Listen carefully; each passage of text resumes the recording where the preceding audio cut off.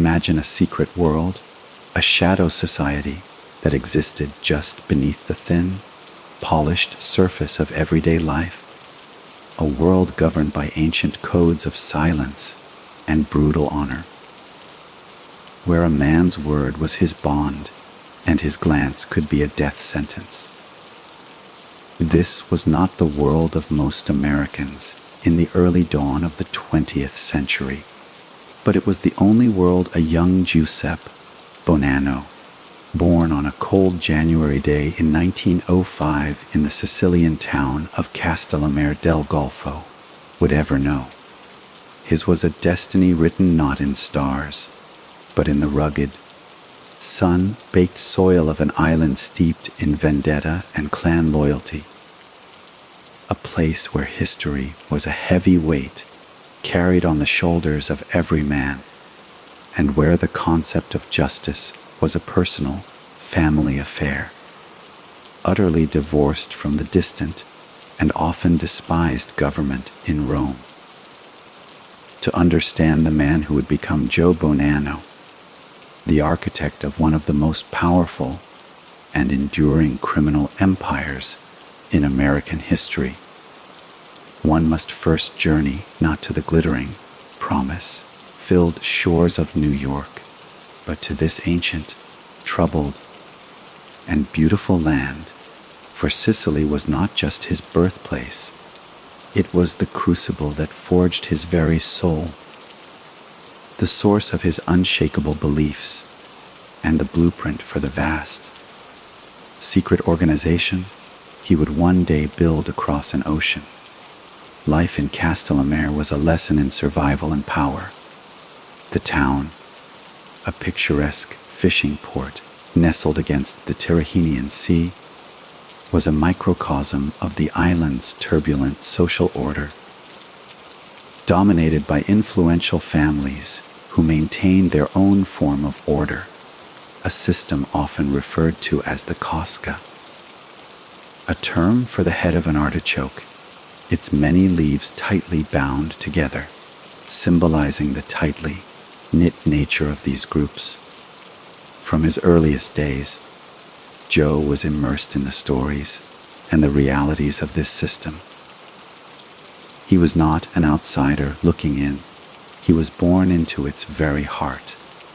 His family was respected, connected, and understood the delicate and often dangerous dance of local power.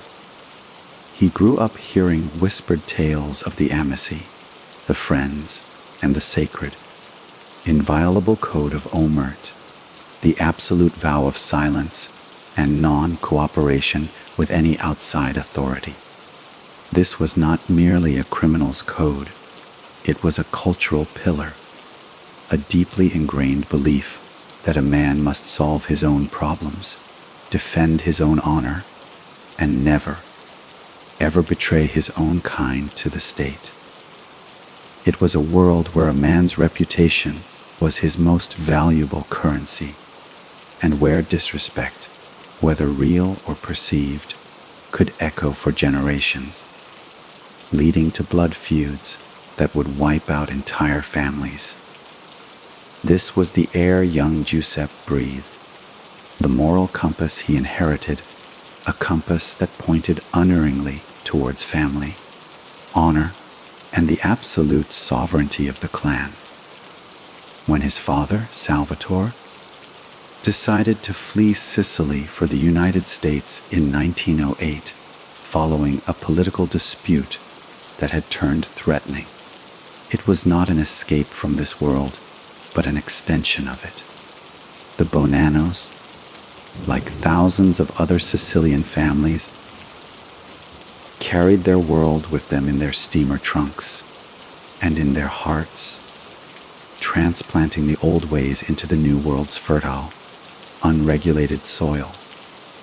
They settled in the bustling, chaotic, and overwhelmingly Italian neighborhood of Williamsburg, Brooklyn, a place that was both a land of opportunity and a turbulent, melting pot of rival regional identities from the old country.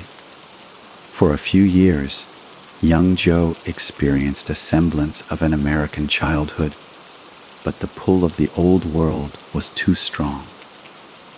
Following the death of his father, his mother decided to return the family to their ancestral home in Sicily, a move that would prove pivotal. It was during these formative adolescent years, back in Castellammarese, that Giuseppe Bonanno truly came of age, receiving an education far more profound than anything found in a schoolhouse. He was immersed in the intricate politics of the Sicilian cosci, learning from his uncle, Peter Bonventer, a man of significant local stature. He witnessed firsthand the complex negotiations, the strategic alliances, and the ever-present threat of violence that underpinned this shadow society. He was no longer a boy listening to stories. He was a young man being groomed to take his place within the hierarchy. He learned the art of command, the importance of loyalty, and the cold necessity of ruthlessness. It was here that he forged the relationships that would define his life. Bonding with other young men from Castellammarese, men like Stefano Magaddino and Gaspar Milazzo, who would later become his powerful allies, and sometimes his bitter rivals on the other side of the Atlantic. This period was his finishing school, and he graduated with honors in the dark arts of power and survival. By the time he returned to the United States as a young man in the 1920s, sneaking back into the country through Cuba, Giuseppe Bonanno was no wide-eyed immigrant seeking the American dream. He was a seasoned, ambitious, and fiercely proud Castellammarese, a prince of the old world arriving to claim his kingdom in the new. He carried with him a vision, a blueprint for an organization that would be more disciplined, more secretive, and more bound by the ancient Sicilian traditions than any of the nascent Italian gangs, currently vying for control of New York's burgeoning underworld. He arrived at a moment of profound upheaval, a time when the Volstead Act had outlawed alcohol, creating a golden opportunity for those willing to operate outside the law. And when the old black hand extortion rings were giving way to more sophisticated, corporate-like criminal enterprises. Joe Bonanno did not see chaos. He saw a vacuum of leadership and tradition, a void he was supremely confident he was destined to fill. He stepped onto the streets of Brooklyn not as a mere gangster, but as a man with a mission, a believer in a code that he considered nobler than the laws of the land he now inhabited, ready to write his name into the dark legend of America in blood and ink. The New York that Joe Bonanno returned to in the 1920s was a city tearing itself apart in order to be reborn. A roaring, chaotic symphony of construction and corruption, where the soaring ambitions of the skyline were mirrored by the brutal struggles in its shadowy streets. This was the era of Prohibition, a grand, unworkable social experiment that did not stop people from drinking, but instead handed the entire, immensely lucrative alcohol industry over to men who operated beyond the law. And it was within this ferment of opportunity and violence that the young Bonanno would begin to meticulously build his empire. He did not arrive as a lone wolf. He was a scion of the Castellammarese clan, a network of Sicilians bound by blood and birthplace, and he immediately aligned himself with their reigning leader, Salvatore Maranzano, a man who was not just a bootlegger, but a scholar of Julius Caesar, a would-be emperor who saw in the American criminal landscape the potential to create a modern Roman Empire, structured and disciplined. Bonanno found in Maranzano a kindred spirit, a man who appreciated the old world values of hierarchy and respect, and he quickly rose through the ranks, not through mindless brutality, though he was capable of great violence, but through his sharp intellect, his strategic mind, and his unshakable adherence to the code of omertà. He was a businessman of the shadows, and his commodity was influence. His currency was fear, and his ledger was written in the clandestine movements of whiskey and gin across the Hudson River, in the covert breweries hidden in Brooklyn basements, and in the silent partnerships forged with corrupt police captains and politicians who looked the other way for a price. This period was his practical apprenticeship in American-style crime. But his vision always extended far beyond the simple racket of bootlegging. He understood that the real power lay not in controlling a single enterprise, but in controlling the system itself, in weaving his organization so deeply into the fabric of the city's economy and politics that it became indistinguishable from it. An invisible government operating in perfect synchrony with the visible one. The relative peace of this bootlegging gold rush, however, was fragile, shattered by the greed and ambition of another rising power, the flamboyant and reckless Joe, the boss. Masseria, an old-school Mafia chieftain from the Palermo region, who viewed the growing influence of the Castellammarese as a direct threat to his own dominion. What began as territorial disputes and minor skirmishes escalated into a full-scale war, the Castellammarese War, a bloody 2-year conflict that would redefine the entire structure of organized crime in America. This was not a war fought on battlefields, but in city streets, in ambushes outside social clubs, in barber shops, and in stolen cars riddled with bullets. It was a brutal, paranoid struggle for survival, and Bonanno was in the thick of it, a young, trusted lieutenant to Maranzano, helping to orchestrate the strategy and the hit squads that would systematically dismantle Masseria's organization.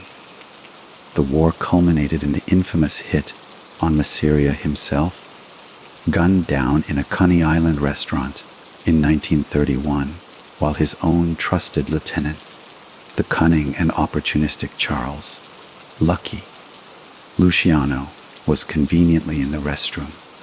With Masseria's death, Maranzano declared himself the victor, and in a move that echoed his classical heroes, convened a grand meeting of the nation's most powerful Italian and Sicilian criminals in a park in upstate New York. There, he laid out a new corporate structure for the underworld, christening it Cosa Nostra, who, our thing. He appointed himself the capo di tutti capi, the boss of all bosses, and divided the various factions into 5 distinct families in New York, each with its own defined territory and leadership. To his young, loyal, and capable protégé, Joe Bonanno, just 26 years old, he gave one of these 5 coveted commissions, the family that would forever bear his name. For a brief, shining moment, it seemed that Maranzano's dream of an orderly, peaceful empire had been realized, and Joe Bonanno, stood as one of its 5 founding kings, the youngest of them all, a testament to his skill, his loyalty, and the power of his Castellammarese heritage. He was no longer just Giuseppe Bonanno, the immigrant's son.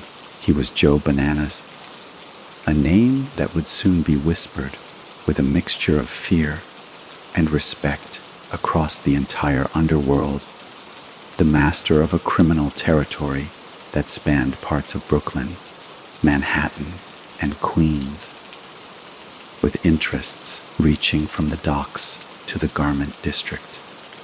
A kingdom built on the twin foundations of Sicilian tradition and American opportunity. But the peace brokered by Maranzano was an illusion, a fragile truce that lasted barely 5 months, for the very concept of a boss of all bosses was anathema to a new, younger generation of mobsters, men like Lucky Luciano and Vito Genovese, who were less bound by the old country rituals and more interested in a pragmatic, profit-driven partnership, a commission of equals rather than a monarchy.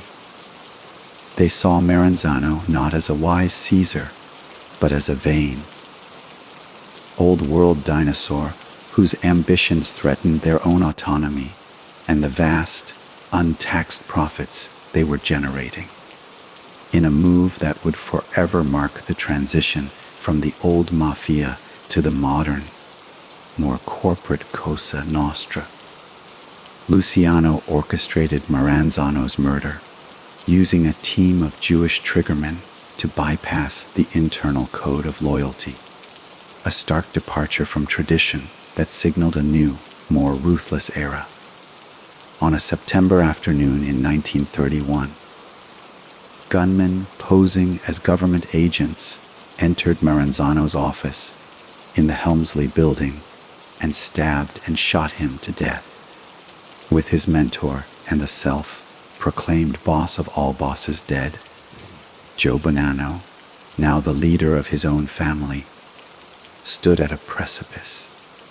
He could choose to avenge Maranzano and plunge the city back into a bloody war, or he could accept the new reality, the new order established by Luciano. In a decision that showcased his profound pragmatism and his long-term vision, Bonanno chose peace. He sat down with Luciano Genovese and the other family bosses and agreed to the new structure: a ruling commission without a single supreme leader, a board of directors for a national crime syndicate. It was a strategic retreat, not a surrender. He would bide his time, consolidate his power, and build his family not through loud, public wars, but through quiet, relentless expansion, making the Bonanno family a model of secrecy, discipline, and profit. A silent empire within the empire, waiting for its moment. With the bloody turmoil of the Castellammarese War and the dramatic shift in power now settled into an uneasy corporate peace, Joe Bonanno turned his attention inward to the meticulous and quiet business of building his own family, his own personal kingdom, into a model of efficiency, loyalty, and immense profitability. He was, in many ways, the architect of his own unique vision of Cosa Nostra, one that he believed was more pure, more closely aligned with the traditional Sicilian values of his youth than the flashy, Americanized operations of some of his rivals. He established his headquarters in a row of unassuming buildings on President Street in the Williamsburg section of Brooklyn, a deliberate choice that kept him close to his roots, to the community from which he drew his soldiers and his strength. This was not the lavish, high-profile office of a corporate titan. It was the discreet command center of a shadow sovereign, a place where men spoke in hushed tones and loyalty was the highest form of currency. Here, Bonanno began to construct an organization that was less a street gang and more a clandestine corporation, with diversified interests that reached into the very marrow of New York's economic life. While bootlegging was winding down with the impending repeal of Prohibition, Bonanno was already pivoting, seeing opportunity in the legal void left behind. He moved his family heavily into the garment district, a chaotic, bustling hub of the city's economy, where through a mixture of intimidation and strategic persuasion, he gained control over trucking and laundry services, effectively holding the entire industry hostage. No truck moved, no dress was cleaned, without the implicit permission and a financial tribute to the Bonanno family.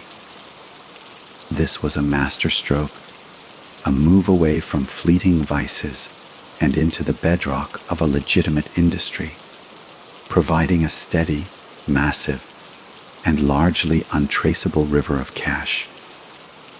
But his ambitions stretched far beyond the boroughs of New York.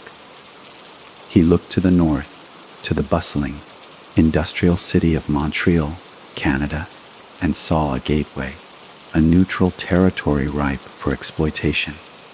He forged a crucial, decades-long alliance with the Sicilian criminal Luigi Greco, effectively making Montreal a private fiefdom of the Bonanno family, a secure pipeline for international heroin smuggling that would become one of the family's most guarded and profitable enterprises for generations. This Canadian connection was pure Bonanno, strategic, international, and shrouded in layers of impenetrable secrecy. Back in New York, his influence wormed its way into the concrete and steel of the city itself. Through a network of front companies and coerced partnerships, the Bonanno family became a silent, powerful force in the construction industry, controlling concrete pouring and waste disposal, skimming millions from every major project that reshaped the city's skyline. He invested in funeral homes, a business that offered both a veneer of respectability and a perfect cover for money laundering, and the discreet disposal of the unfortunate victims of his other enterprises.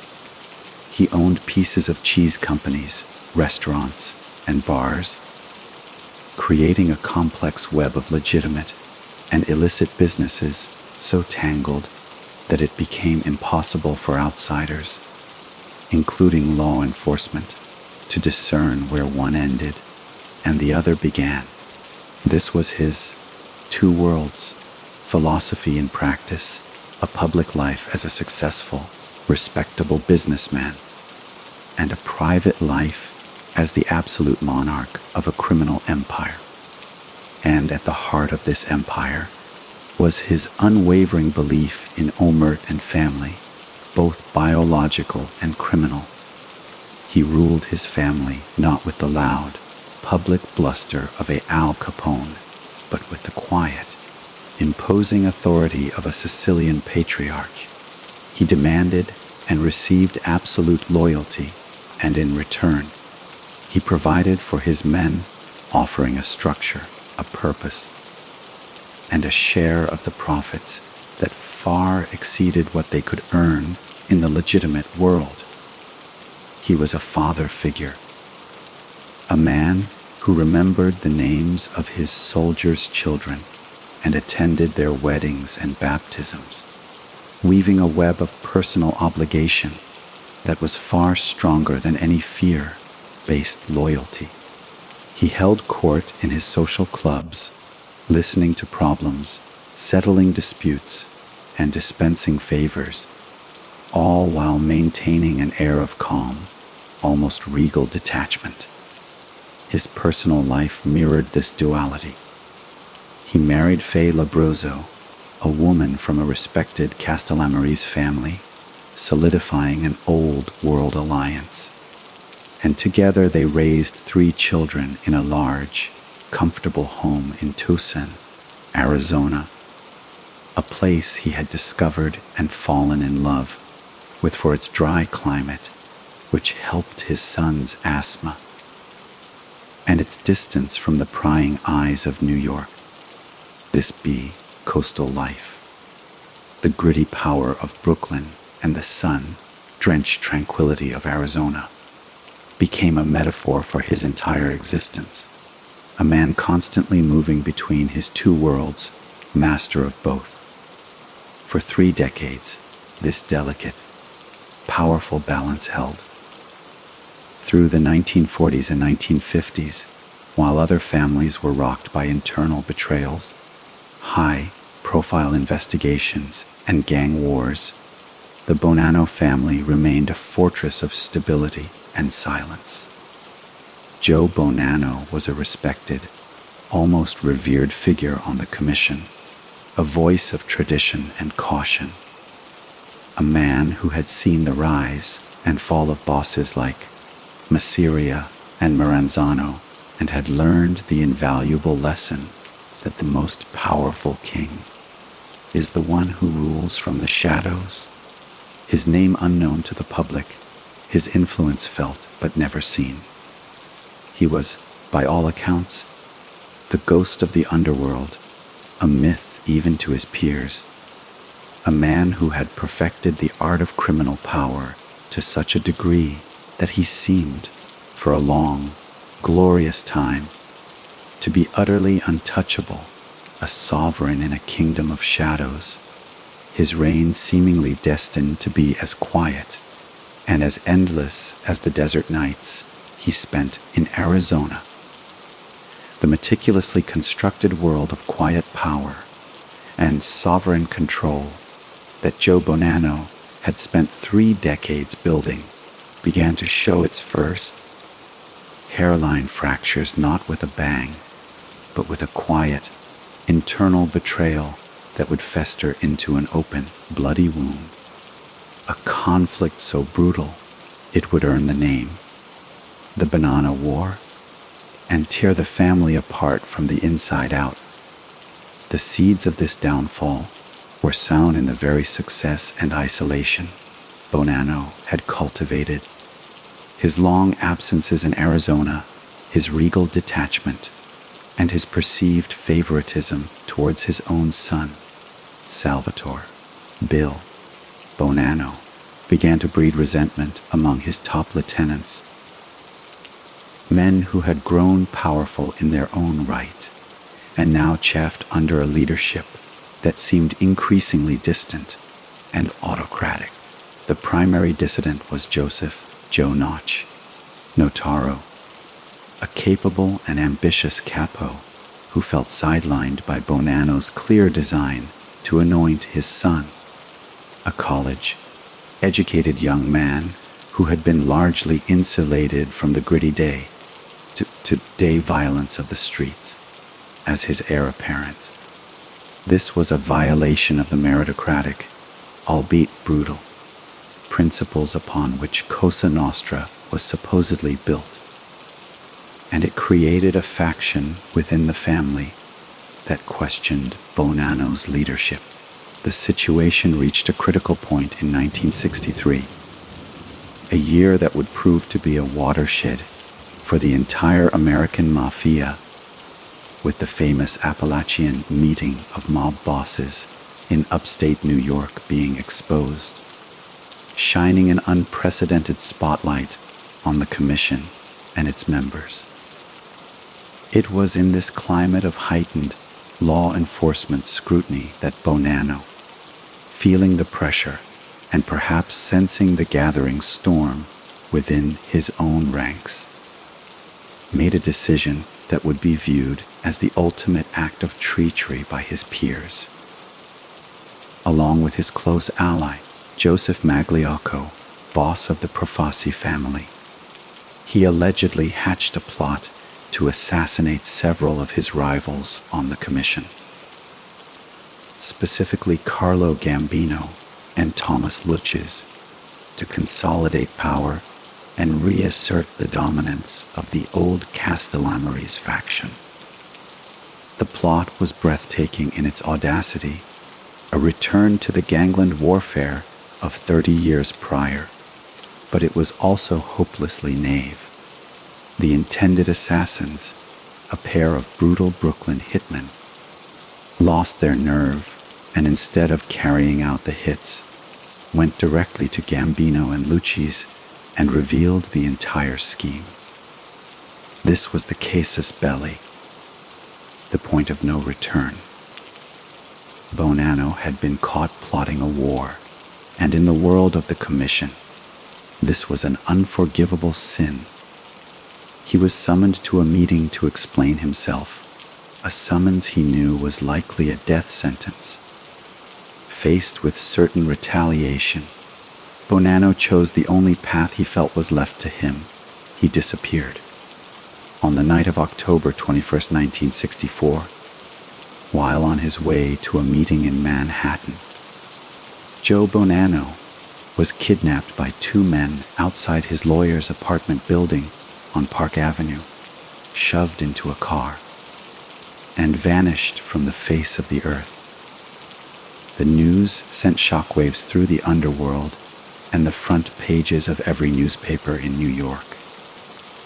Was he dead? Had the commission finally acted? For the next 19 months, his fate was a mystery, the subject of endless speculation and rumor. His family, now leaderless, descended into chaos. With Bonanno gone, the commission moved quickly to install one of their own, Gaspar Di Gregorio, a former Bonanno, ally who had turned against him, as the new boss of the family. This was a direct challenge to Bill Bonanno and the Loyalist faction, who refused to accept this outside imposition. The result was a bloody and protracted civil war that would last for years, a conflict fought with car bombs, shotgun ambushes, and kidnappings on the streets of Brooklyn and Queens. Trindon Avenue in East New York became a notorious battleground, a street where loyalists and rebels traded gunfire in broad daylight, turning a quiet neighborhood into a war zone. The Bonanno War was not a clean, military-style conflict. It was messy, personal, and vicious, with families who had lived and worked together for years now, hunting each other. It was a catastrophic breach of the secrecy and order that Bonanno himself had always prized, drawing massive and unwelcome attention from every law enforcement agency in the city. And then, as mysteriously as he had vanished, Joe Bonanno reappeared. On May 17, 1966, he held a press conference, flanked by his lawyer, and claimed that his kidnapping had been orchestrated by the Buffalo boss, Stefano Magaddino, his own cousin, who had held him captive to pressure him into relinquishing control of his family. He presented a tale of being shuffled between safe houses, of tense negotiations, and ultimately of a dramatic escape. No one in the know believed him.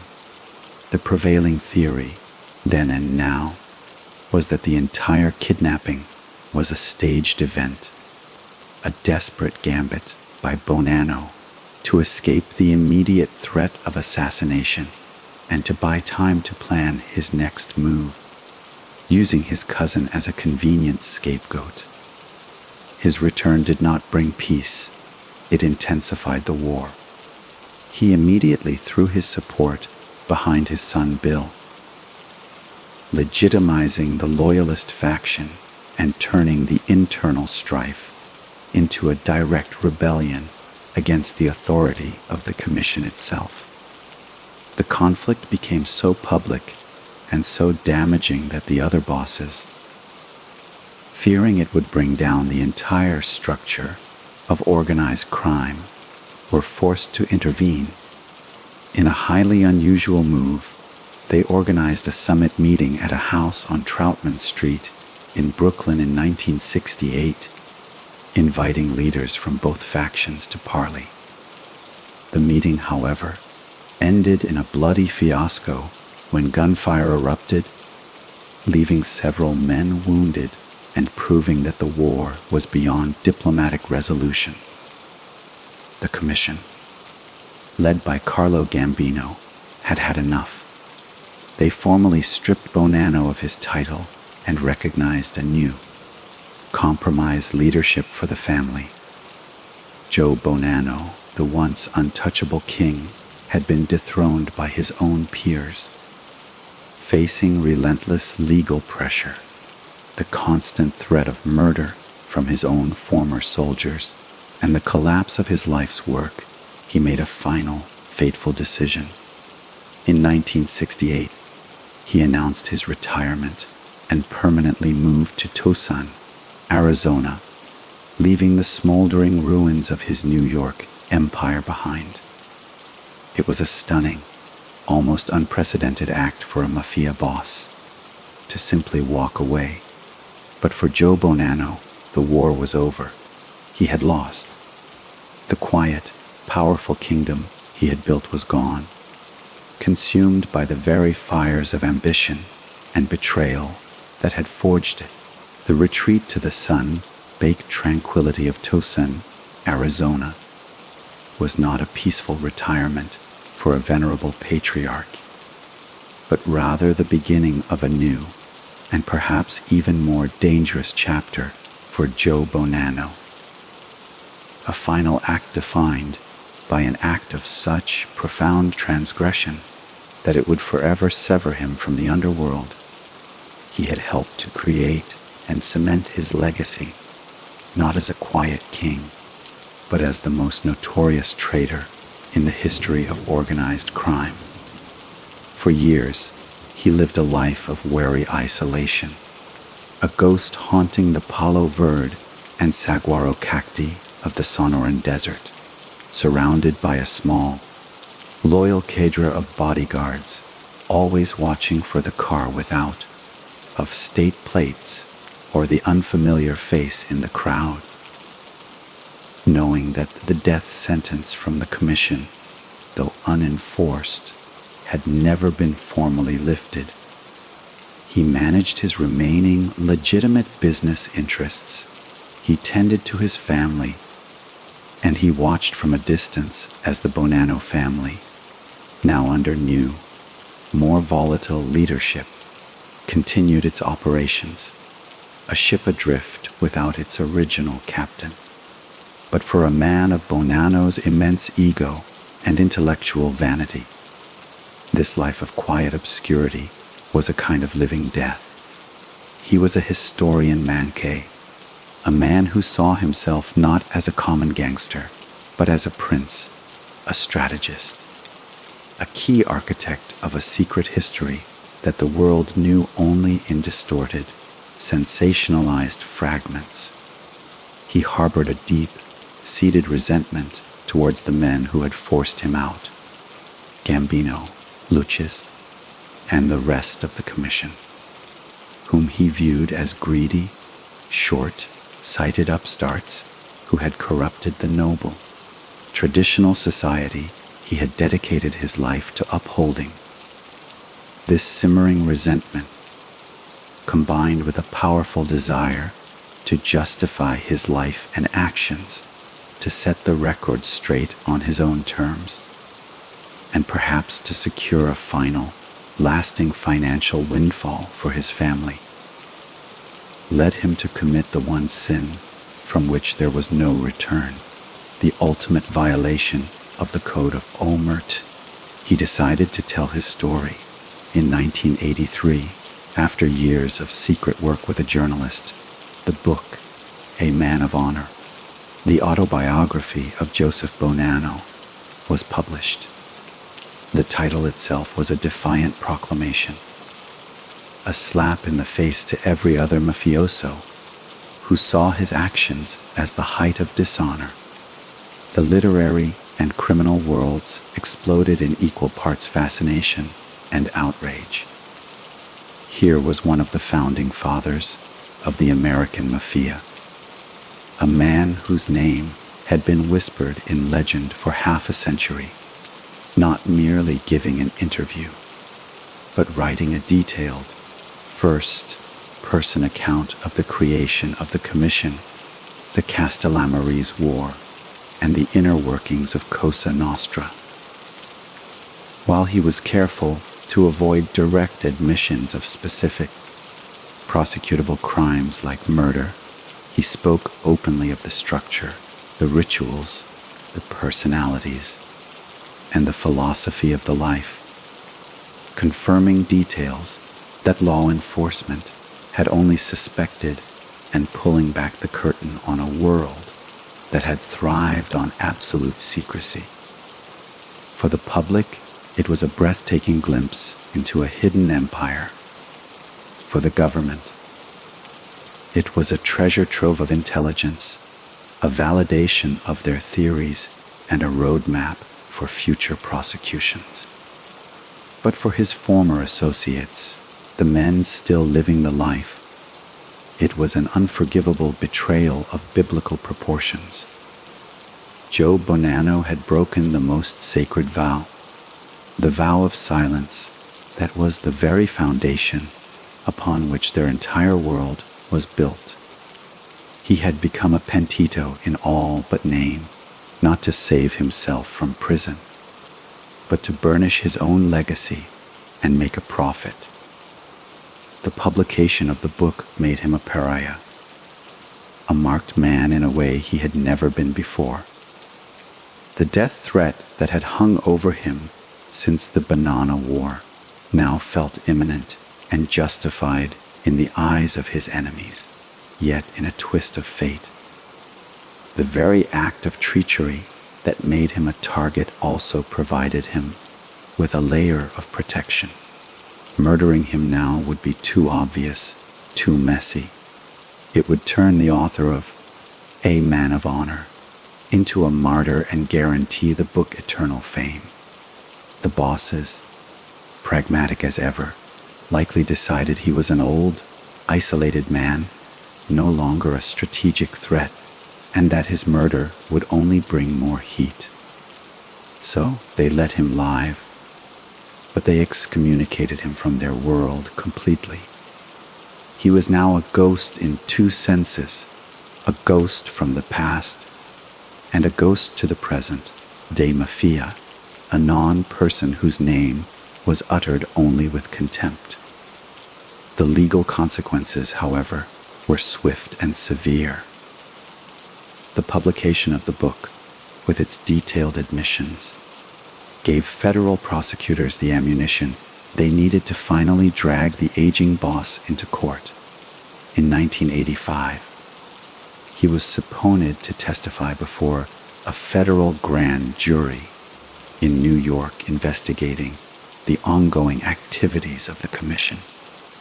When he took the stand, the old king returned to the city he once ruled, not as a power, but as a defendant.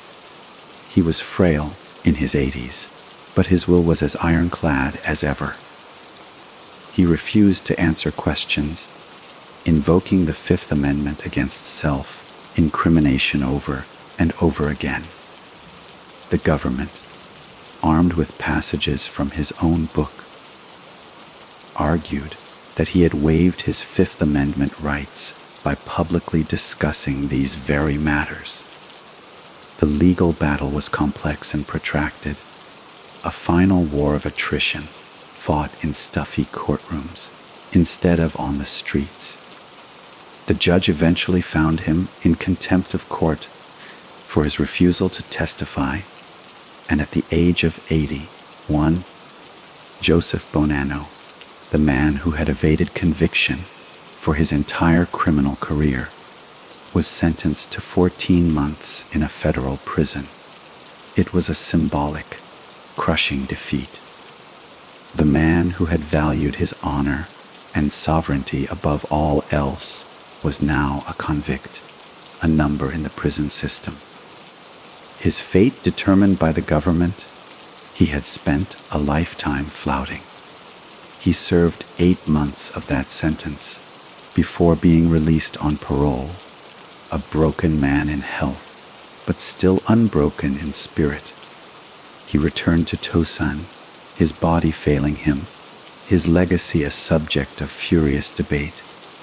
A man trapped between the two worlds he had navigated for so long, now fully accepted by neither. He lived out his final years in this state of gilded exile, a living relic of a bygone era, watching as the world he built and then betrayed continued on without him, forever changed by his own hand.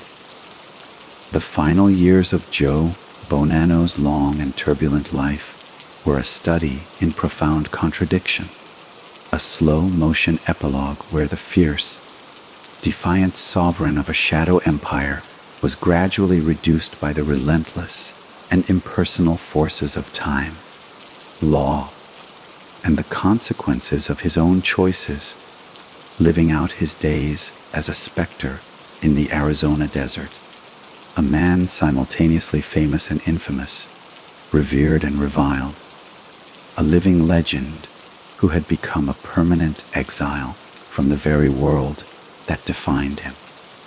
After his release from prison in 1987, he returned to his spacious, comfortable home on East Elm Street in Tosan, a place that had once been a strategic retreat, but was now a gilded cage, his world shrinking to the confines of its walls and the carefully manicured yard, the physical vigor that had once characterized him, the commanding presence, the sharp, appraising eyes, was steadily eroded by a series of strokes and the general frailties of advanced age, chaining the lion of Castellammarese to a wheelchair, his voice often a faint whisper, his once formidable mind occasionally clouded and drifting through the decades of his own dramatic history.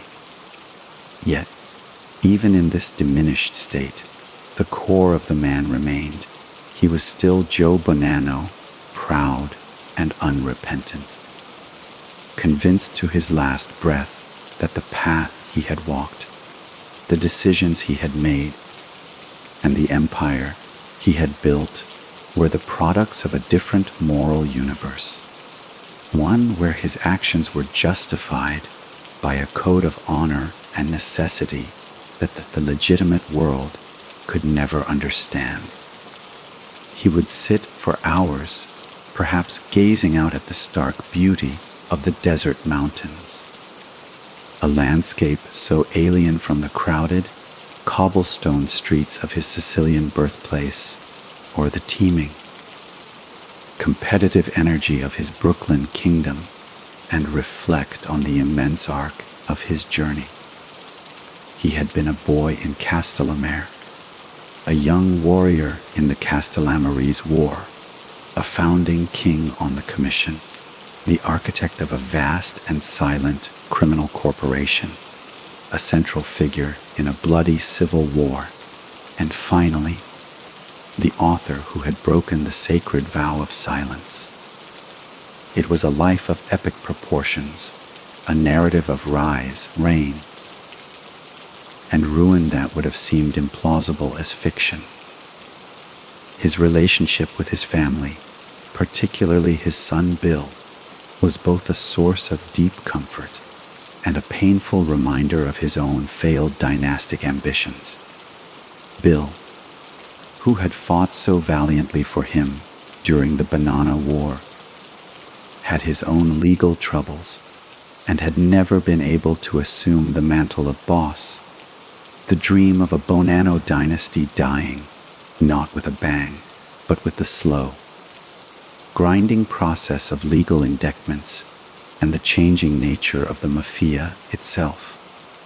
The organization that Joe had helped structure was now, in the 1990s and early 2000s, under assault from powerful new weapons like the racketeer-influenced and corrupt organizations, Reichso Act, and was being decimated by a new generation of mobsters who turned government witness, men like Salvatore, Sammy the Bull, Gravano, whose cooperation brought down John Gotti. Bonanno watched this from afar, likely with a mixture of contempt and validation. Contempt for the rats who broke omertà, and validation for his belief that the modern mafia had lost its way, that it had become corrupt and weak, a far cry from the disciplined, honor-bound society he and Maranzano had envisioned back in 1931. His own act of publishing his autobiography was, in his mind, fundamentally different from becoming a cooperating witness. He saw it as a historical record, a philosophical treatise, not an act of betrayal for leniency. This intellectual and moral justification was the armor he wore against the world's condemnation. As the years turned, he became increasingly isolated, a relic from a different age. The phone calls from old associates, already rare after his book's publication, ceased entirely. The world moved on. New bosses rose and fell, their names meaning little to him. The Bonanno Crime Family, his namesake, continued its operations, but it was no longer his. It was just another criminal enterprise, periodically rocked by scandals and indictments, its connection to its founder a distant, almost mythological memory. His health continued its irreversible decline, each small recovery followed by a steeper fall, the powerful engine of his life slowly winding down. On May 11, 2002, at the age of 97, that engine finally stopped. Joseph Bonanno died of heart failure in a Tosin hospital, not in a hail of bullets on a New York street, as so many of his contemporaries had, but in a sterile, clinical room, with the quiet beep of medical monitors as his final chorus. His death was not the end of a gangland war, but the closing of a long and complex historical chapter. The obituaries that followed were lengthy and conflicted, struggling to summarize a man who was simultaneously a ruthless criminal boss and a thoughtful, family-oriented traditionalist, a man who ordered murders and wrote lovingly of his grandchildren, a staunch enforcer of silence who became the most famous narrator of the secrets he had sworn to protect. He was buried in Holy Hope Cemetery in Tucson. Far from the New York streets he once ruled and the Sicilian soil of his ancestors, his grave a simple, sun-bleached marker in the Arizona desert, a final, fitting symbol of his permanent separation from both of his worlds. In the end, Joe Bonanno's legacy is not a single thing, but a duality that he himself embodied until his last breath.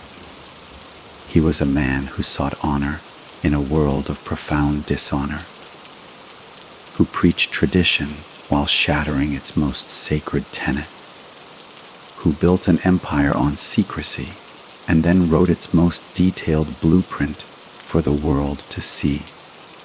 He was the ghost and the historian, the king and the traitor, a figure whose life forces us to confront the uncomfortable complexity of human nature, where noble intentions and brutal actions are forever intertwined, and where the line between a man of honor and a man of infamy is ultimately drawn not in the sand of Sicily or the streets of Brooklyn, but in the shifting, subjective shadows of history itself.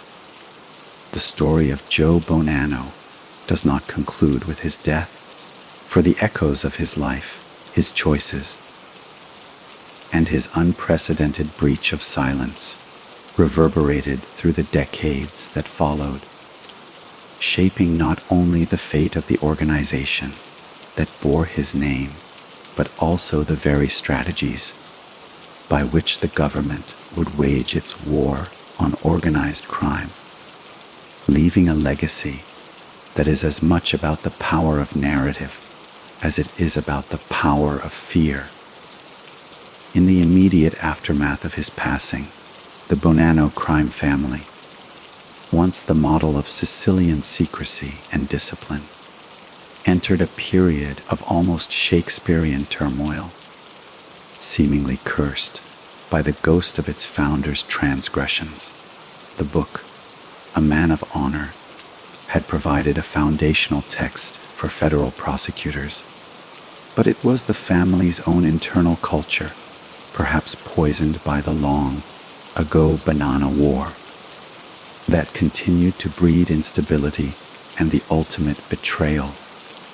This culminated in the early 2000s with the shocking revelation that the family's acting boss, Joseph Massino, a man who had risen to power and had even managed to restore a semblance of order and profitability, had become a cooperator for the government. Massino's decision to break Omert was historic. He was the first official boss of a New York crime family to ever turn state's evidence. While his motivations were complex, rooted in a life sentence and a desire to protect his family, one cannot help but see a dark irony, a poetic justice, that the family founded by the man who broke the code with a book would later be led by a man who broke it in a courtroom. It was as if the seed of disobedience planted by Bonanno's autobiography had finally borne its most bitter fruit. Massino's cooperation was devastating, leading to a cascade of convictions that decimated the family's leadership and crippled its operations. A final, official end to the era of power that Bonanno had inaugurated some 70 years earlier. The government's use of Bonanno's own words, and later the testimony of his successor, demonstrated a profound shift. The Mafia was no longer just being fought with wiretaps and surveillance, but with its own stories, its own histories, turned against it. Yet, to view Joe Bonanno's legacy solely through the lens of his betrayal is to miss the larger, more complex picture of the man as a visionary, albeit a criminal one. His true, enduring impact lies in his early architectural role in creating the modern, corporate structure of American organized crime. The commission he helped establish evolved into a remarkably stable, albeit often contentious, governing body for nearly half a century, a testament to the soundness of its initial design. His innovative approach to diversifying the family's interests beyond traditional rackets like prostitution and gambling into core industries like garment manufacturing, construction, and finance became the blueprint for every sophisticated criminal organization that followed. He demonstrated that the greatest power was not in controlling the vices of the poor, but in infiltrating the very engines of the legitimate economy, a lesson that was learned and refined by every smart mobster who came after him. His international outlook, exemplified by the Montreal connection, presaged the global, networked nature of modern transnational crime. In this sense, Joe Bonanno was not just a gangster, he was a strategic pioneer, a criminal entrepreneur who understood the forces of capitalism and bureaucracy and learned to manipulate them for illicit gain on an industrial scale. On a personal level, his life remains a powerful, almost mythical American story of immigration and identity, a dark reflection of the classic narrative. He arrived with nothing but the old world values and social capital of his Sicilian heritage and used them to build a vast, hidden empire, achieving a perverted form of the American dream through a combination of intelligence, ruthlessness, and an unwavering belief in his own destiny. His long life serves as a bridge between two worlds: the old, almost feudal Sicily of the early 20th century and the modern media, saturated America of the 21st. He was a living anachronism, a man whose core beliefs were formed in a world without telephones, who then had to navigate a world of satellites and instant communication, and who ultimately used that modern technology, the mass market paperback, to tell his ancient story. The contradictions he embodied are the contradictions of the criminal underworld itself, the romantic ideal of honor coexisting with the brutal reality of murder, the deep commitment to family alongside the willingness to destroy other families, the desire for privacy, and the lust for notoriety. Joe Bonanno was a man who spent a lifetime building walls of silence, only to spend his final years methodically tearing them down, brick by brick, for all the world to see. His story is a tragedy in the classical sense, the tale of a great man brought low by a fatal flaw. In this case, an ego so vast that it ultimately could not bear the thought of being forgotten or misunderstood. He chose to define his own legacy, to become the author of his own myth, even if that act of authorship meant being branded a traitor. In the quiet of the Tosin night, as an old man nearing the end of his century of life, he must have weighed the costs and decided that a legacy of infamy was preferable to a legacy of obscurity. And so, the boy from Castellammarese del Golfo, who became a king in New York, and finally a pariah in Arizona, achieved a strange, dark form of immortality. His name is forever etched not only in the secret annals of Cosa Nostra, but in the public history of America. A permanent, complex, and unsettling reminder of the enduring allure of power, the fragility of codes, and the profound, often destructive, human need to tell our own story, no matter the consequence. The enduring fascination with the life and legacy of Joe Bonanno stretches far beyond the confines of true crime anthologies and law enforcement case files, seeping into the very fabric of American popular culture and serving as a dark, compelling archetype of the criminal mastermind, a figure whose complex narrative of tradition, power, and betrayal offers a grim counterpoint to the nation's foundational myths of lawful prosperity and virtuous ambition. His story, particularly as he himself chose to tell it, provides a rare and unsettling window into a parallel American experience, one where success is measured not in civic contribution, but in the ruthless accumulation of illicit power and the unwavering loyalty of a secret society.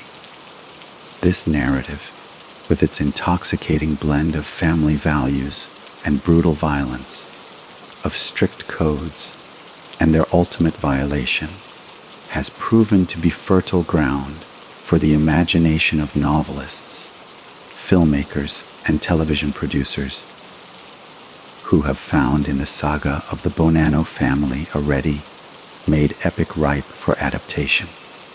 While no character in fiction is a direct one-to-one analog, the shadow of Joe Bonanno falls heavily on the figure of Vito Corleone in Mario Puzo's The Godfather, a character who shares Bonanno's Sicilian heritage, his patriarchal demeanor, his strategic brilliance, and his profound, almost tragic, belief in a code of honor that the modern world is no longer willing to abide. Like Bonanno, Vito Corleone is a man who operates in a world of shadows, who values loyalty above all else, and who envisions a future where his family's power can be laundered into legitimate respectability, a dream that is ultimately shattered by the same forces of change, ambition, and betrayal that destroyed Bonanno's own empire. The internal family war, the son being groomed for succession, the themes of respect and tradition, all echo the historical reality of Joe Bonanno's life, filtered through the lens of great storytelling. On television, the influence is even more palpable. The hit series, The Sopranos, a profound meditation on the modern American Mafia, is littered with references and parallels to the Bonanno story. The very premise of a mob boss seeking therapy, struggling with the pressures of leadership and the erosion of the old ways, mirrors the existential crisis that Bonanno faced in his later years as the world he built transformed around him.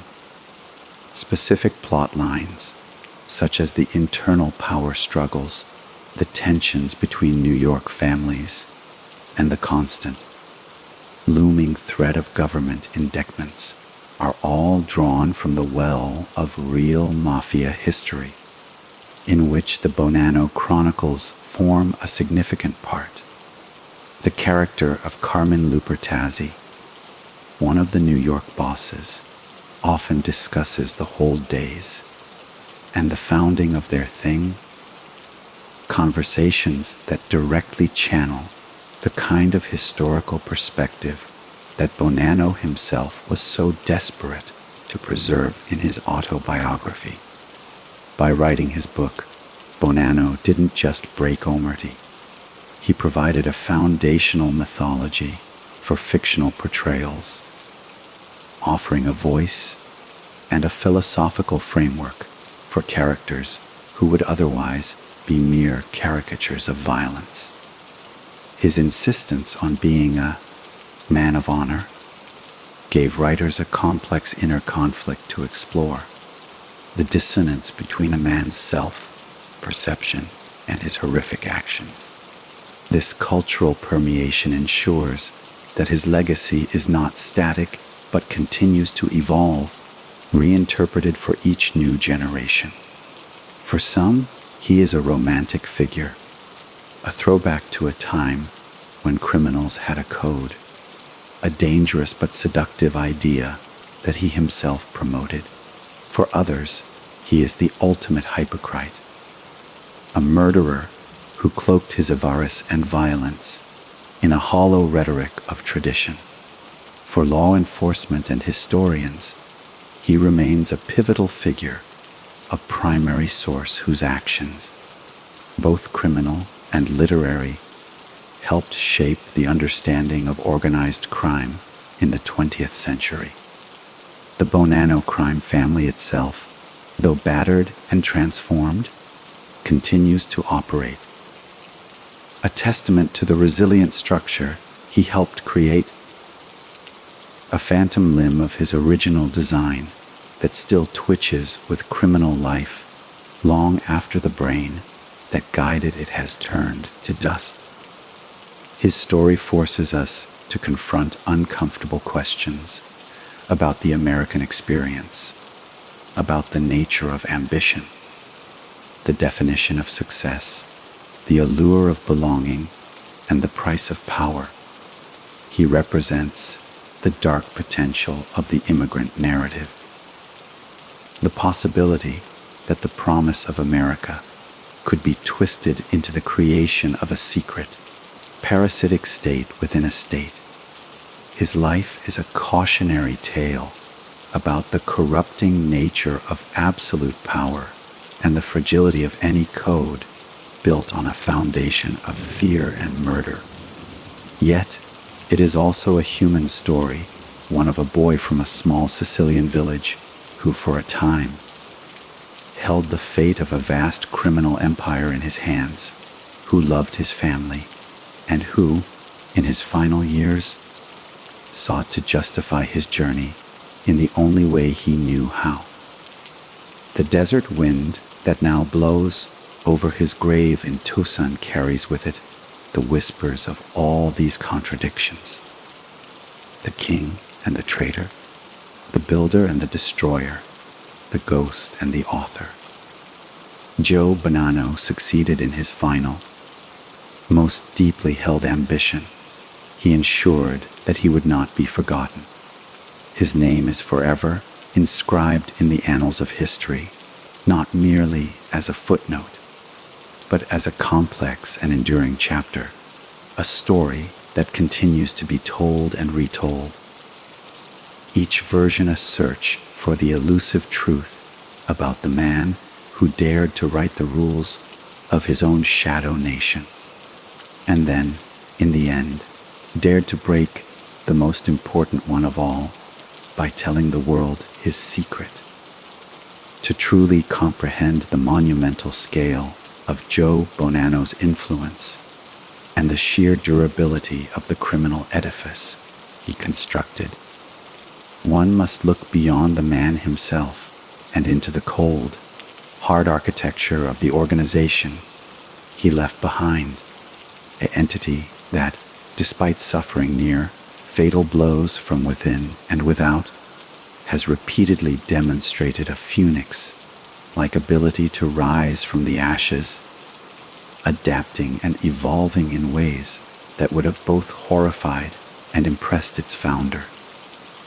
The Bonanno Crime Family, as an institution, outlived its creator by decades, navigating the treacherous waters of the late 20th and early 21st centuries with a resilience that speaks to the fundamental soundness of its original corporate design. Even after the catastrophic betrayal of Joseph Massino, the boss who followed in Bonanno's footsteps by breaking omertà, the family did not simply dissolve into the annals of history. Instead, it entered a period of fragmentation and decentralized leadership, with various factions and crews continuing their illicit operations, from traditional loan, sharking and gambling to more modern ventures in cybercrime and stock market manipulation, proving that the brand, however tarnished, still held significant value in the underworld marketplace. This survival instinct is a direct inheritance from Bonanno's own strategic playbook. He always emphasized diversification, resilience, and a deep embedding within the legitimate economy, principles that allowed the family's various tentacles to continue functioning even when its head had been severed. In the years following Massino's cooperation, a new, younger generation of leaders began to slowly reconsolidate power, men who had grown up in the life, often as sons or nephews of made men, and who understood the business not as a romantic calling bound by ancient oaths, but as a brutal, bottom-line enterprise. This new generation, while lacking the patriarchal aura of a Joe Bonanno, operated with a cold, pragmatic efficiency, learning from the mistakes of the past by maintaining an even lower profile, avoiding the flashy, media-driven notoriety that had brought down John Gotti and his Gambino family, and focusing intently on profit with a minimum of internal drama.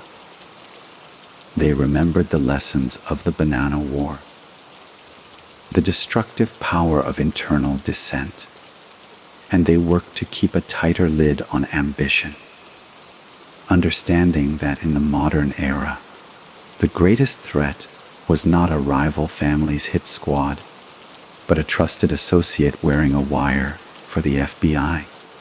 The family's traditional strongholds in Brooklyn, in neighborhoods like Williamsburg, Greenpoint, and Knickerbocker Avenue, remained active, with crews still exerting control over certain construction sites, private carting routes, and illicit gambling operations, a testament to the deep roots Bonanno had planted a lifetime ago.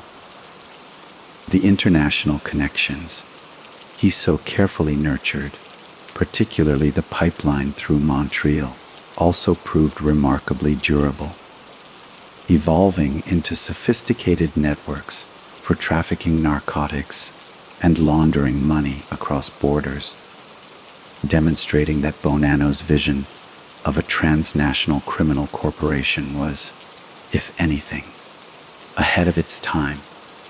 This global reach became a key component of the family's survival strategy, allowing it to tap into revenue streams far from the prying eyes of New York-based federal task forces. The story of the Bonanno family in the 21st century is therefore one of metamorphosis, a shedding of the old skin of ritual and tradition in favor of a leaner, more mercenary operation, but an operation that nonetheless still bears the founder's name and, in its core DNA, his foundational strategies. This enduring presence raises profound questions about the nature of organized crime and the efficacy of the efforts to combat it. The government, using the tools Bonanno's own autobiography helped validate, has won monumental victories, putting away bosses for life and crippling hierarchies, yet the organization persists, not as a towering monolith, but as a resilient virus mutating to survive each new antibody. It is a sobering reminder that, as long as there is demand for illicit goods and services, and as long as vast sums of money can be made by supplying them, there will be structures, whether called Cosa Nostra or something else, to fill that vacuum. Joe Bonanno's true. Lasting monument is not the book he wrote, nor the notoriety he gained, but this stubborn, chameleonic entity that continues to operate in the city he once called his kingdom. It is a living, breathing legacy of his initial success, a dark echo of his power that reverberates through time, proving that the most powerful ideas are not those spoken aloud in a press conference or written in a memoir, but those that are institutionalized into a self-perpetuating system of power and profit.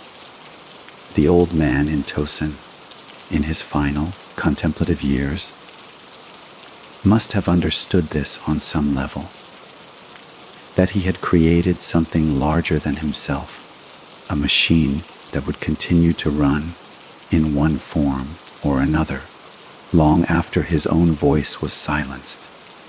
The Bonanno Crime Family, in its current iteration, is that machine, a testament to a flawed, brilliant, and ruthless architectural vision that transformed the American underworld and continues, to this day, to cast a long, persistent shadow over the streets of New York and beyond. a shadow that began with one man's ambition in a small Sicilian fishing village and found its immortality in the unyielding calculus of criminal enterprise. The philosophical and moral labyrinth that Joe Bonanno navigated throughout his long life, and which he bequeathed as an unresolved dilemma to those who would study his story, centers on the elusive and dangerously malleable concept of honor, a word he wielded as both a shield and a sword, a justification for unspeakable acts and a lament for a world he believed had lost its way. To listen to Bonanno in his own words, or to observe the principles upon which he built his early organization, is to be confronted with a man who genuinely saw himself as a pillar of a parallel moral universe. A system he considered not only valid, but in many ways superior to the corrupt and hypocritical legitimate government that sought to destroy him. In his worldview, the oath of omertà was not a vow of criminal silence, but a sacred bond of trust and self-reliance. The violence he ordered was not murder, but a necessary form of justice and deterrence within his community. The vast wealth he accumulated was not stolen, but earned through shrewd enterprise in a market that the state had foolishly abandoned. This internal logic, this carefully constructed ethical framework, allowed him to function for decades with a clear conscience, viewing federal agents not as upholders of the law, but as invaders, and his own legal troubles not as a reckoning for crime, but as political persecution. This profound sense of righteousness, this belief in his own code, is what separates a figure like Bonanno from a common thug. He was an ideologue of the underworld, a man who saw his life as a mission to preserve a certain set of traditions and values in a hostile, changing world. This is why the act of writing his autobiography was, in his mind, not a betrayal at all, but a final act of justification, a philosophical defense of his life's work. He was not merely telling stories. He was building a case, arguing that his version of honor, rooted in family, loyalty, and sovereignty, was a coherent and defensible way of life. Yet, the staggering hypocrisy inherent in this position is impossible to ignore. The same man who preached honor and loyalty orchestrated the murders of other men, destroyed families, and built his fortune on a foundation of fear, extortion, and the poisoning of his own community through drug trafficking. The code he held so dear was, in practice, entirely self-serving, applied flexibly to justify his own ambitions while ruthlessly punishing the slightest disloyalty in others. The ultimate violation, his decision to publish his book, exposes the hollow core of this entire philosophical edifice. When faced with the choice between the sacred silence his code demanded and the opportunity to secure his legacy and provide for his family in the legitimate world, he chose the latter. He prioritized his own narrative, his own ego, and his biological family's financial future over the well-being and safety of the criminal family he had led for 30 years. This single act revealed that the much-vaunted honor was, in the final analysis, a contingent value, subordinate to his own personal interests. This internal contradiction is the central tragedy and fascination of Joe Bonanno. He was a man trapped between two conflicting self-perceptions, the noble traditional patriarch and the pragmatic, modern businessman. The first self could mourn the loss of the old ways, while the second self could coldly calculate the profits from heroin or the strategic advantage of a staged kidnapping.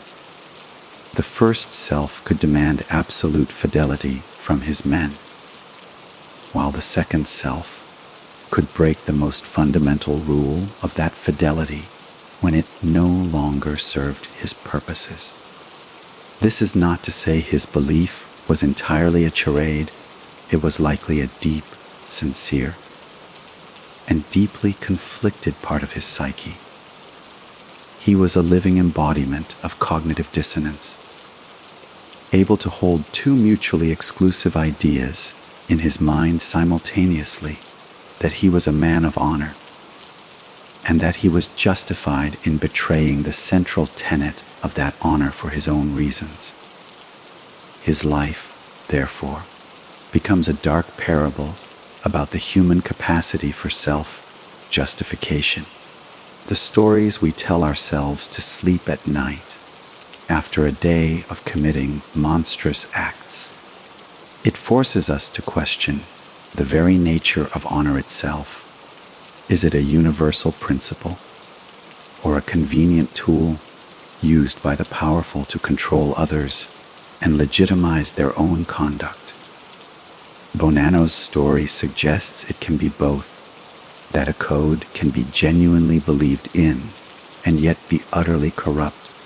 His legacy, then, is not a clear lesson, but a lingering, uncomfortable question. Can a man who orders murders be considered honorable in any meaningful sense? Can a code that protects killers and drug dealers be considered a valid moral system? Joe Bonanno would have answered with a resounding yes, arguing that his world, with its clear rules and consequences, was more honest than the sanctioned chaos of the outside world. History, and most of society, judges him differently. But in that gap between his self-assessment and the world's judgment lies the enduring enigma of the man. A criminal who thought he was a king, a traitor who believed he was a historian, a man who spent a lifetime building a monument to his own honor, only to reveal, with one final, calculated act, that the foundation was made of sand. The echo of that revelation is the sound of his entire philosophical world collapsing, a slow, silent crash that continues to resonate long after his death, challenging us to define the line between a flawed code and no code at all, and reminding us that the most dangerous stories are not the ones we are told, but the ones we tell ourselves. The intricate and often toxic relationship between Joe Bonanno and the world of law enforcement and the judicial system forms a critical thread in the tapestry of his life, a decades-long chess match where the moves were indictments and the penalties were not just prison time, but the very survival of his secret empire. For the first 3 decades of his reign, Bonanno operated with a near mythical aura of invincibility, a ghost who left no fingerprints, a strategist who understood that the true battle was not fought with guns in the street, but with information and influence in the halls of power. His ability to evade conviction was not mere luck. It was a testament to his meticulous nature, his enforcement of omertà, and his strategic use of legitimate business fronts that created a labyrinthine wall between his criminal activities and his public persona. He mastered the art of insulation, ensuring that layers of underlings and complex corporate structures absorbed any legal heat long before it could reach his doorstep. This period was the golden age of his sovereignty, a time when he could believe his own rhetoric about the superiority of his shadow government, viewing the police and the FBI as a nuisance, a clumsy external force that could be outmaneuvered by superior intelligence and discipline.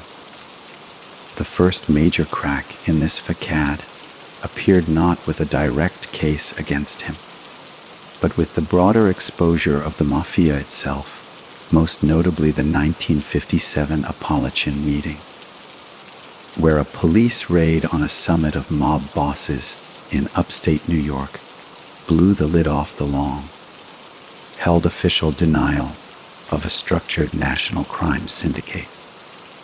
For Bonanno, who was one of the attendees caught in that net, it was a profound embarrassment and a strategic catastrophe.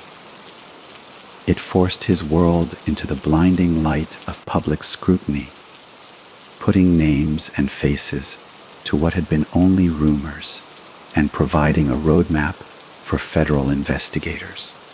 The 1960s brought the internal storm of the Bonanno War, which was a self-inflicted wound that did more damage than any prosecutor could at the time.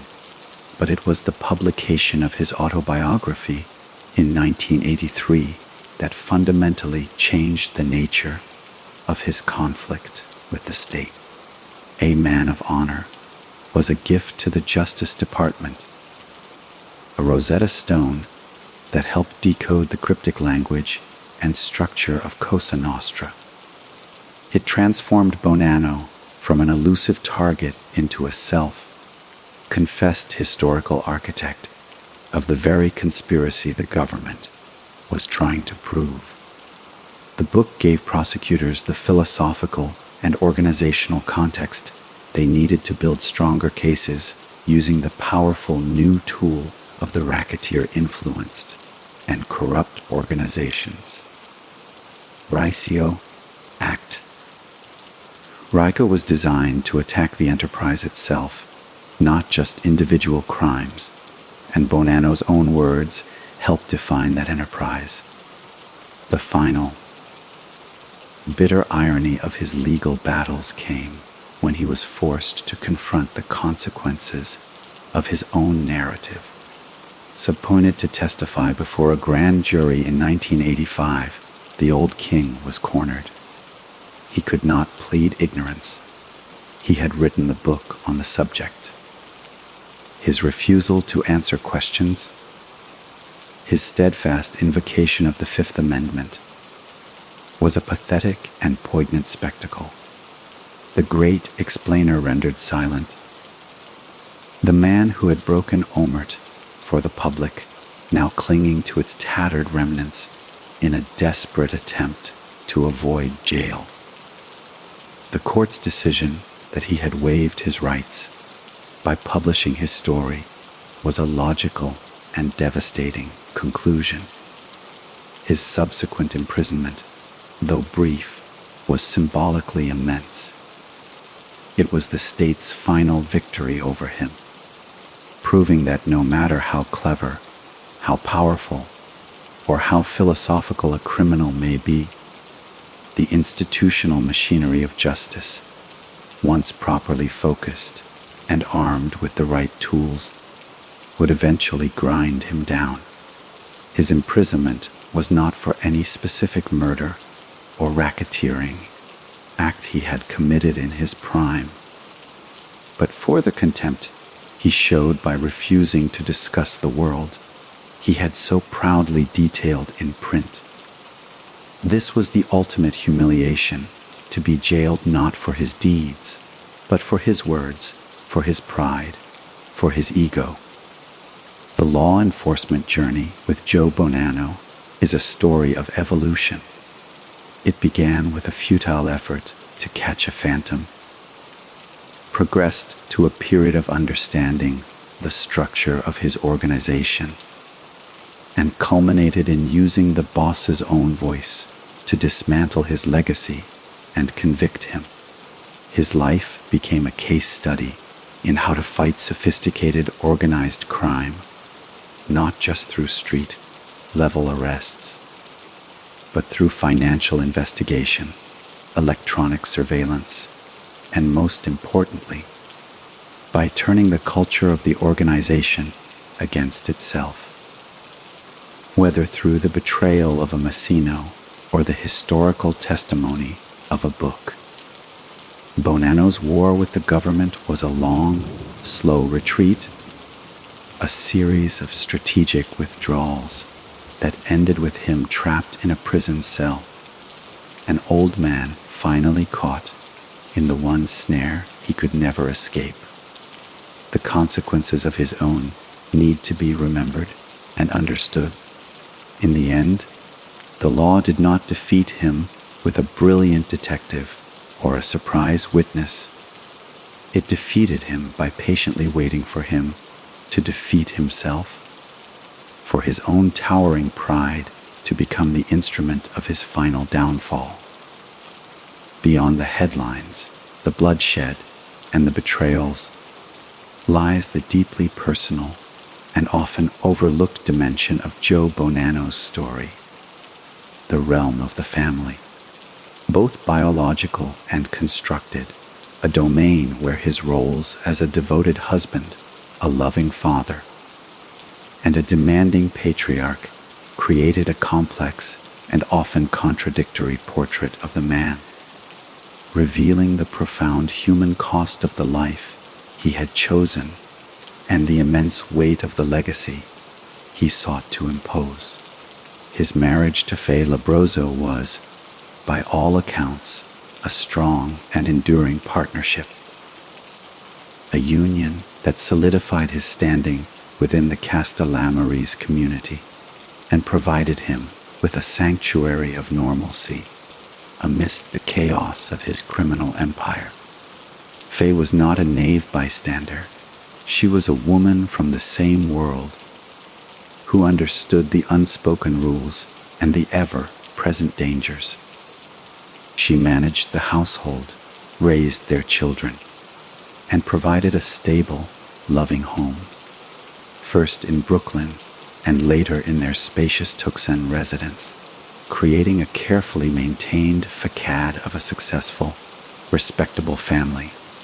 For Joe, this domestic life was not a front, it was a genuine refuge, a place where he could shed the mantle of the boss and simply be a husband and a father. He adored his children, Salvatore, Bill, Catherine, and Joseph Charles, and his actions were frequently driven by a fierce, if misguided, desire to secure their future and elevate them within the society he had created. This paternal ambition, however, became the source of immense pressure and tragedy, particularly for his eldest son, Bill. From a young age, Bill was groomed to be his father's successor, the prince being prepared to inherit the throne. He was given a college education, a rarity for mob sons at the time, but was also pulled inexorably into the family business, a world for which his academic training had left him profoundly unprepared. Joe saw in Bill the continuation of his dynasty, a way to ensure that the Bonanno name would continue to command respect and power for generations. He envisioned a seamless transition, a passing of the torch that would mirror the royal lineages of old Europe. This dream, however, collided violently with the brutal realities of the American underworld.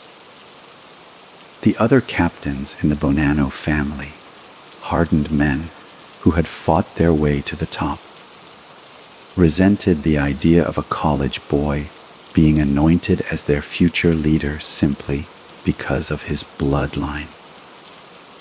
This resentment festered and was a primary catalyst for the internal rebellion that sparked the devastating Bonanno War. Bill Bonanno, was thrust into a position of leadership during this conflict, forced to defend his father's kingdom against experienced and ruthless killers, a trial by fire that he endured with loyalty and courage, but which also exposed him to constant danger and legal peril. Joe's love for his son, therefore, became a curse, painting a target on Bill's back and shackling him to a destiny he may not have chosen for himself. The emotional toll on the entire Bonanno family during these years was immeasurable. They lived with the constant fear of kidnapping or assassination, the sound of a backfiring car causing hearts to skip a beat, the sight of an unfamiliar face on the street triggering a surge of panic. The idyllic life in Tucson was a mirage, perpetually threatened by the storms raging in New York. Joe's decision to write his autobiography, while motivated by a complex mix of ego, financial need, and a desire for historical vindication, was also, in his mind, an act for his family. The substantial advance and royalties were a way to provide for them through legitimate means, to free them from the financial uncertainty of the criminal life. Yet, this act ultimately brought a different kind of danger, making them all pariahs and increasing the threat of retaliation from the very world he was describing. The family was thus trapped in a perpetual cycle, victims of the patriarch's choices, their lives forever defined by his ambition. In his later years, as a frail old man in Tucson, Joe Bonanno was likely haunted by the consequences his life had wrought upon those he loved most. His dream of a dynasty lay in ruins. Bill, despite his loyalty, faced his own legal battles and was never able to assume the throne his father had envisioned for him. The Bonanno name, which he had sought to elevate to a position of respect and power, was now synonymous with treachery in the underworld and criminality in the legitimate world. The home in Tucson, once a symbol of his success and a retreat from the pressures of New York, became a gilded cage where he reflected on the costs of his journey. The love he had for his family was undeniable and profound. But it was a love filtered through the distorting prism of his power and his code, a love that demanded sacrifices they may not have been willing to make. The story of Joe Bonanno's family is the essential human counterpoint to the epic saga of his criminal empire, a reminder that behind the legend of the boss were the quiet anxieties of a husband, the proud hopes of a father, and the fractured dreams of his children, all caught in the vast, unforgiving shadow of a man who sought to rule two worlds and in the end found lasting peace in neither. The geographical and psychological schism between New York and Tucson became a powerful metaphor for the divided soul of Joe Bonanno, representing the two poles of his existence: the gritty, competitive arena where he built his power and the sun-bleached, isolated sanctuary where he sought to preserve it and, eventually, to outlive its collapse. His acquisition of the home in Arizona was initially a practical decision, influenced by the dry climate that doctors recommended for his young son Bill's asthma, but it rapidly evolved into something far more significant. A strategic command post far from the front lines and a powerful symbol of his unique status within the American Mafia. while other bosses were entrenched in the social clubs of Little Italy or the sprawling estates on Long Island. Bonanno was cultivating the image of a Western gentleman, a rancher and businessman, his physical distance from New York fostering an aura of mystery and untouchability. This coastal life required a sophisticated system of communication and delegation, trusting his key lieutenants, like Carmen Galante, to manage the day-to-day operations in Brooklyn while he ruled from afar, receiving reports and issuing orders through a secure chain of command. This arrangement worked brilliantly during the stable, profitable years of the 1940s and 50s, allowing him to project an image of detached, regal authority. He was not a street-level boss micromanaging gambling rackets. He was a CEO overseeing a diversified portfolio from his desert headquarters. Toussaint offered him a veneer of legitimacy that was harder to maintain in New York. Here he could be Joseph Bonanno, the successful entrepreneur involved in local real estate and other business ventures. A respected figure in a community that largely remained willfully ignorant of the true source of his wealth and influence. However, this very distance would later become a critical vulnerability. His prolonged absences from the epicenter of power in New York bred resentment and ambition among his underlings, who felt disconnected from their leader and began to question his commitment to the daily struggles of the life, the perception that he was living a life of luxury and ease in the Arizona sun, while they navigated the dangers and pressures of the New York streets, created a fertile ground for the dissent that would blossom into the Banana War. His Tucson home, once a sanctuary, became a fortress during the war, with Bill Bonanno and his loyalists fortifying it against potential attacks from the rival faction, turning the peaceful desert property into a symbol of the family's internal siege. Later, after his forced retirement, Toussaint transformed again, becoming his place of exile, a beautiful but lonely purgatory where he was a king without a kingdom, a general without an army. The vast, empty landscapes of the Sonoran Desert, with their timeless, unforgiving beauty, must have mirrored his internal state. A man of immense past action, now condemned to a present of stillness and reflection. He would take slow, measured walks or sit on his patio, the relentless sun tracking the passage of days that were all the same.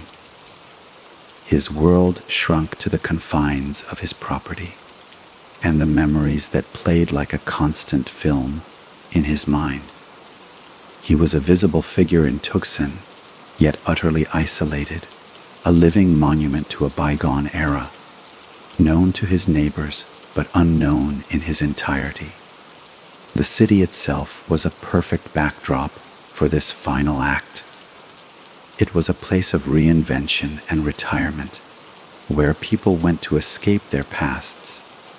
But for Joe Bonanno, his past was an inescapable shadow that stretched all the way from the brick and concrete of Brooklyn to the adobe walls of his southwestern home.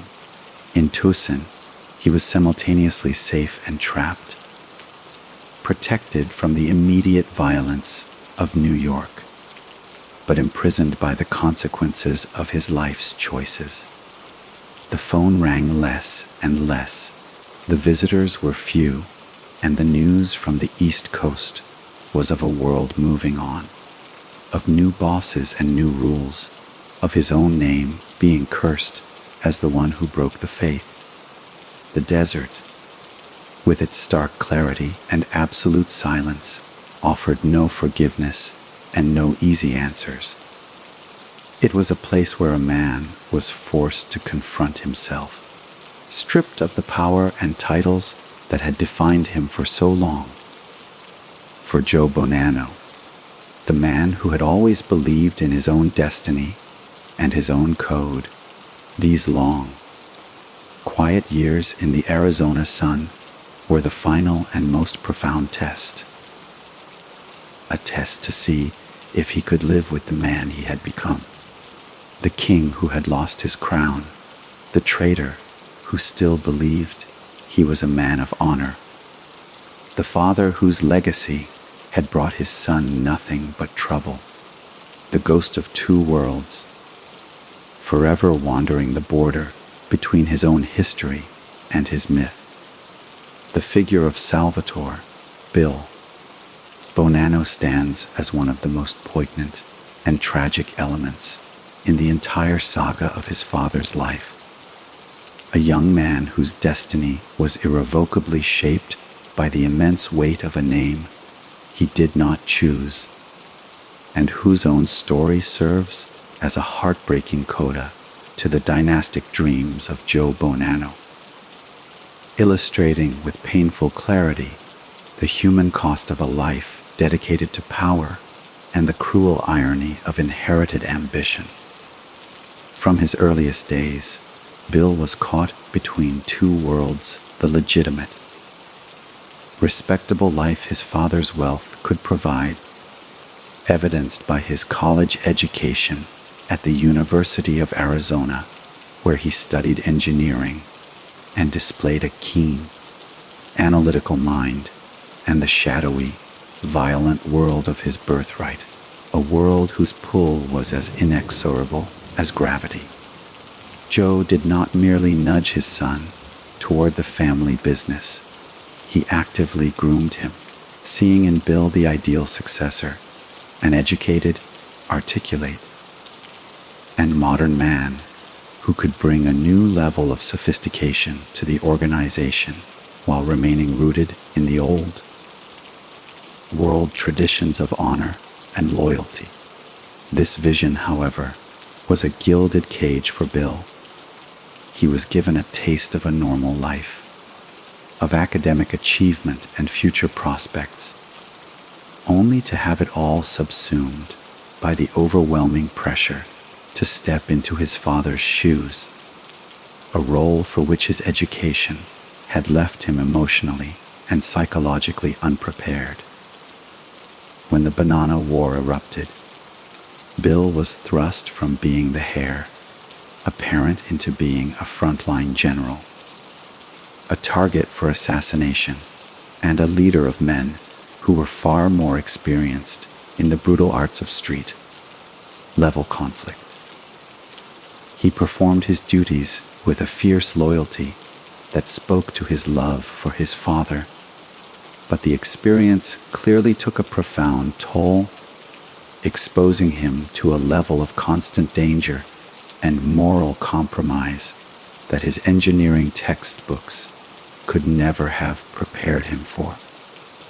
The war forced him to become a version of himself that he may never have otherwise chosen, hardening him and binding him even more tightly to the very life from which his education might have offered an escape.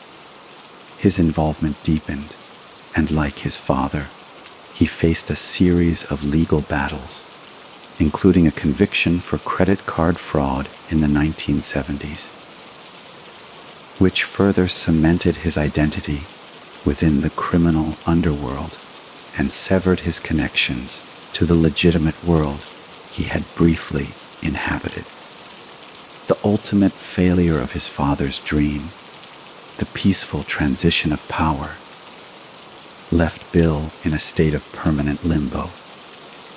He was a crown prince without a crown, a man trained for leadership in an empire that had been taken from him, his birthright rendered null and void by the combined forces of the commission the government, and his own family's internal treachery. In the decades that followed, Bill struggled to find his place, writing his own memoir, Bound by Honor, which served as both a tribute to his father and a lament for the life that was imposed upon him. His narrative is filled with a deep, complex love for Joe, but also with a palpable sense of loss for the man he might have become. He became the keeper of his father's flame, defending his legacy and explaining his actions, even as he lived with the daily consequences of those actions. The relationship between father and son was the central, defining relationship of both their lives. For Joe, Bill was the future of the Bonanno name. For Bill, Joe was an inescapable force of nature, a source of immense pride and profound burden. In his later years, Bill Bonanno presented a figure of tragic reflection, a man who had seen his father's world from the inside, who had fought for it, and who had ultimately been wounded by its collapse. He witnessed firsthand the ultimate betrayal, not just of his father's peers, but of his father's own code, when Joe published his autobiography. One can only imagine the conflicted emotions Bill must have felt: pride in his father's intellect and narrative power, mixed with the chilling understanding that this act had forever branded them as pariahs, closing any remaining door to the underworld respect they once commanded. Bill's life is the essential human counter narrative to the epic of Joe Bonanno, a story that tempers the legend of the powerful boss with the reality of the son who had to live in the long, cold shadow of that power. It is a story of love, duty, and the crushing weight of expectation, a reminder that the empires built by men like Joe Bonanno are not just structures of crime and profit, but are also human families with all the love, conflict, and tragedy that entails. The dream of a Bonanno dynasty died not on the streets of Brooklyn with a hail of bullets, but in the quiet, accumulated disappointments and legal entanglements of a son who could never fully claim the legacy his father built for him, a legacy that proved to be as much a prison as a throne. The psychological portrait of Joe Bonanno is a complex tapestry woven with threads of towering intellect, profound paranoia, unshakable self-righteousness, and a deep, almost romantic, nostalgia for a world that may never have existed outside of his own idealization. To understand his actions, from the building of his empire to the writing of his book, one must venture into the inner sanctum of his mind, a place where he was not a criminal, but a sovereign, not a gangster, but a statesman, a man who genuinely believed he was the guardian of a noble, if brutal, tradition. His intelligence was undeniable. It was a strategic, calculating mind that could see patterns in chaos and opportunities in prohibition. A mind that preferred the long, quiet game of economic infiltration over the flashy, short-term gains of street-level brutality. This intellect, however, was married to an ego of monumental proportions, an ego that could not abide being forgotten or, worse, misunderstood. He saw himself as a historian of his own secret world, a philosopher, king whose duty was to explain the logic and the honor of his chosen path. This self-perception is the key that unlocks the greatest paradox of his life: his unwavering adherence to a code of silence, which he ultimately shattered with a detailed public confession. In his own mind, there was no contradiction. The book was not a violation of omertà, it was a higher form of it. A final, definitive argument to the legitimate world that his life and his society were built on principle, not mere thuggery. This staggering capacity for self-justification was the engine of his career and the source of his downfall. It allowed him to order murders while considering himself a man of honor, to build a fortune on exploitation while seeing himself as a shrewd businessman, and to betray his closest associates while believing he was acting for the greater good of his own family's legacy. This psychological framework was reinforced by a deep-seated paranoia, a necessary survival trait in his world, but one that grew to pathological levels after the Bonanno War and his kidnapping. He saw enemies everywhere, in his former allies on the commission, in the rebellious captains within his own family, and of course, in the relentless agencies of the federal government. This constant state of siege mentality isolated him further, cementing his belief that he was a lone bastion of tradition in a modern world hell, bent on destroying it. His move to Tucson was not just a strategic retreat. It was a physical manifestation of this psychological withdrawal, a pulling away from a community he felt had betrayed its own values. In his later years, this paranoia likely morphed into a kind of melancholic reflection, a looking back on a life of immense power and constant conflict. He was a man out of time, a relic from an era when a handshake was a binding contract and a man's reputation was his most valuable asset, living in a century that was accelerating toward a future he found alien and disrespectful. He watched as the Mafia he helped build was dismantled not by better gangsters, but by lawyers using laws like RICO, and by his own men becoming cooperating witnesses, the ultimate sin in his moral universe. The psychological toll of this must have been immense. The man who had once commanded a private army was now dependent on a wheelchair. The boss whose word could determine life or death was now largely ignored. Yet through it all, that core of self-righteousness likely never cracked. He would have spent his final days not in repentance, but in a state of righteous indignation, convinced that history, or at least the public, had failed to understand him.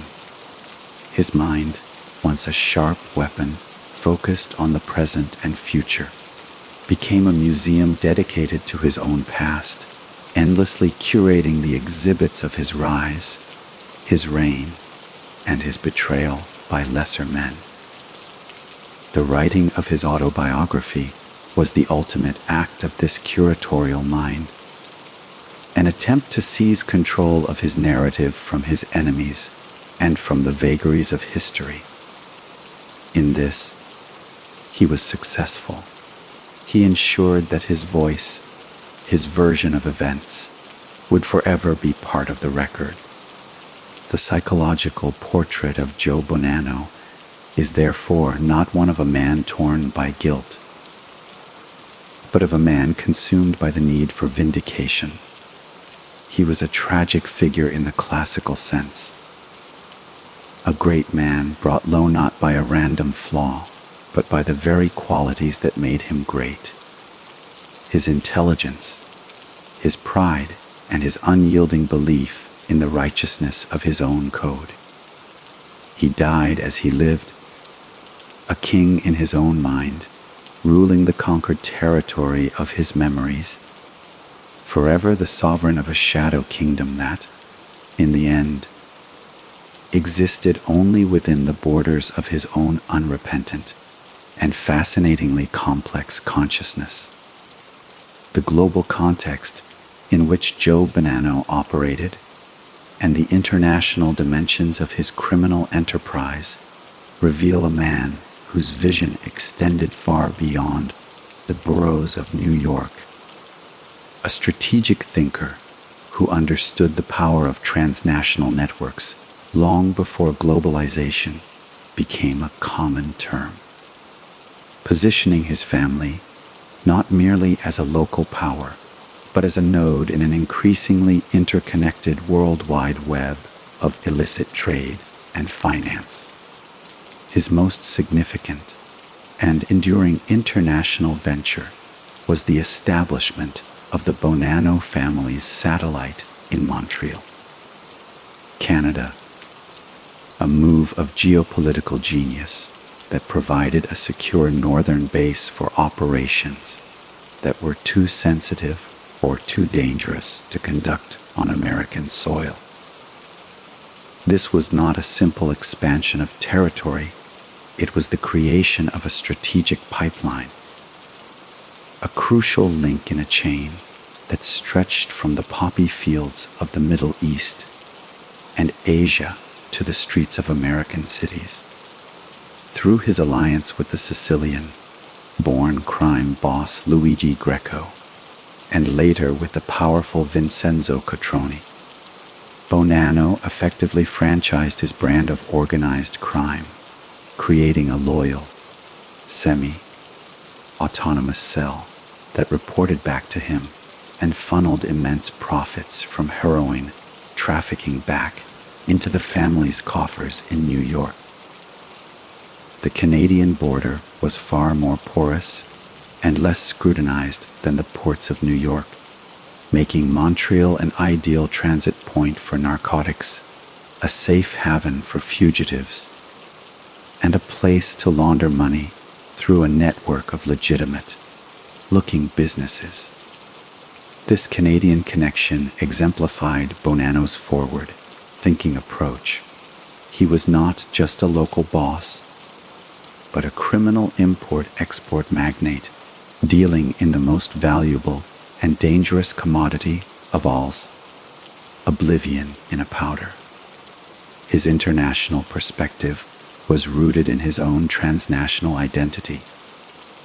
He was a product of the great Sicilian diaspora, a man who had himself crossed the Atlantic, and he maintained deep ties to the old country, understanding that the strength of Cosa Nostra lay in these blood and regional bonds that transcended national borders.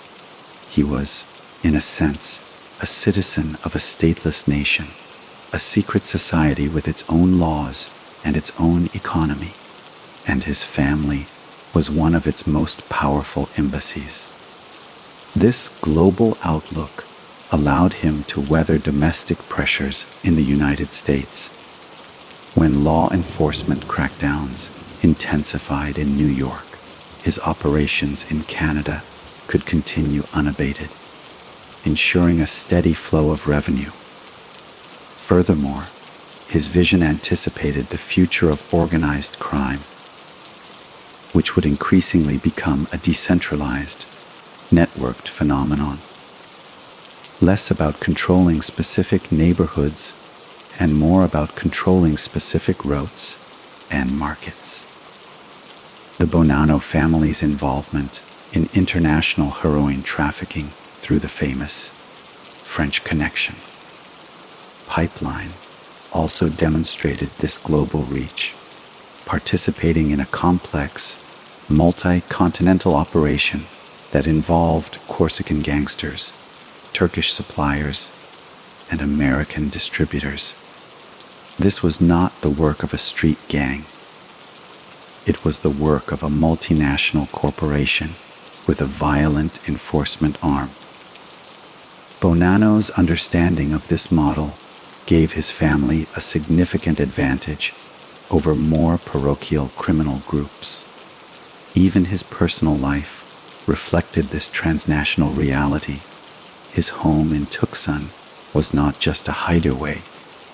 It was a command post with an international long-distance phone line, a place from which he could communicate with associates in New York, Montreal, and even Sicily, managing his global interests from the comfort of his southwestern retreat. The legacy of this international framework is profound. Long after Joe Bonanno's retirement and death, the channels he helped establish, particularly the pipeline through Montreal, remained vital arteries for the Bonanno family and for Cosa Nostra as a whole. It created a template for collaboration between Italian, American families and their Sicilian counterparts, a collaboration that would later evolve into the infamous Pisa Connection case in the 1980s, which involved a massive heroin ring operated by Sicilian mafiosi using bases in the United States, including pizzerias, to distribute their product. Joe Bonanno did not invent the concept of international crime, but he was one of its earliest and most effective American practitioners, a pioneer who saw the world as his marketplace. His story, therefore, is not just a chapter in the history of American organized crime, but an early and important page in the history of global illicit trade, a demonstration of how criminal enterprises could exploit the infrastructure of a shrinking world to build empires that were as borderless as they were ruthless. He was a local king who thought like a global emperor, and the shadow of the transnational network he helped build would stretch across the world for decades, a dark testament to the vision of a man from a small Sicilian village who learned to map his ambitions onto the entire globe. The role of symbolism, ritual, and the powerful weight of mythology in the life and legacy of Joe Bonanno cannot be overstated, for he was a man who understood that true power resides not only in the control of physical assets, but in the mastery of narrative, the enforcement of sacred tradition, and the cultivation of an aura that bordered on the mystical, transforming a criminal organization into a quasi-religious order with its own rites, its own saints, and its own unforgiving devil. From the very beginning, Bonanno immersed himself and his organization in the potent symbolism of Cosa Nostra, the most powerful of which was the initiation ritual, the ceremony that transformed a mere associate into a made man, a soldier in this secret army. This ritual, with its pricked finger, burning saint's card, and sacred vows of loyalty and silence, was not an empty formality for Bonanno. It was the foundational sacrament of his world, the moment where a man died to his old life and was reborn into the family, bound by blood and fire to his brothers and to the code of omertà. He believed in the transformative power of this ritual with the fervor of a high priest, seeing it as the essential glue that held his fragile empire together against the corrosive forces of greed and fear. This belief in ritual extended to the very structure of his organization, which he modeled on the ancient, hierarchical lines of a royal court or a military order, with himself as the undisputed king, his capos as his trusted dukes, and his soldiers as the loyal knights, all bound by fealty to the crown. He cultivated a personal mythology that drew heavily on his Castellammarese heritage, positioning himself as the true inheritor of the old Sicilian ways, a purist in a world that was increasingly becoming Americanized and commercialized. His nickname, Joe Bananas, while often used derisively by outsiders, was never uttered in his presence by his men. To them, he was Don Peppino, a term of respect that evoked his Sicilian roots and his patriarchal status. He understood that power is a performance, and he played the part of the serene, inscrutable, and all-powerful boss to perfection, rarely raising his voice. His calm demeanor itself a weapon that could be more intimidating than any shouted threat. This mastery of symbolism reached its zenith and its ultimate perversion with the publication of his autobiography. The very title, A Man of Honor, was a symbolic act of breathtaking audacity, a deliberate reclaiming of the central tenet of his code from the jaws of his own betrayal. In writing the book, he was performing a final, public ritual, a last testament designed to seal his legacy not as a common criminal, but as a tragic hero, a noble figure misunderstood by a corrupt world. He was using the legitimate world's own tools, the printing press, the media tour, to preach the gospel of his own shadow nation. The book itself became a sacred text of a kind, a heretical one to be sure, but a text that provided an insider's catechism for the beliefs and structure of Cosa Nostra. The ultimate symbolic rupture, of course, was his violation of omertà, which in his mind was not a violation at all, but a translation. He was not speaking to the police. He was speaking to history. He was not an informant. He was a historian. This reframing was a quintessential act of Bonanno's character.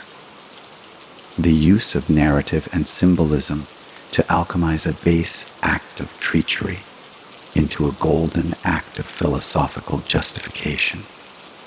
After his death, the symbolism surrounding him only grew more potent, fracturing into competing myths. To some, he became a folk hero, a symbol of a time when the Mafia had honor, a romanticized figure whose story was cleansed of its bloodier details.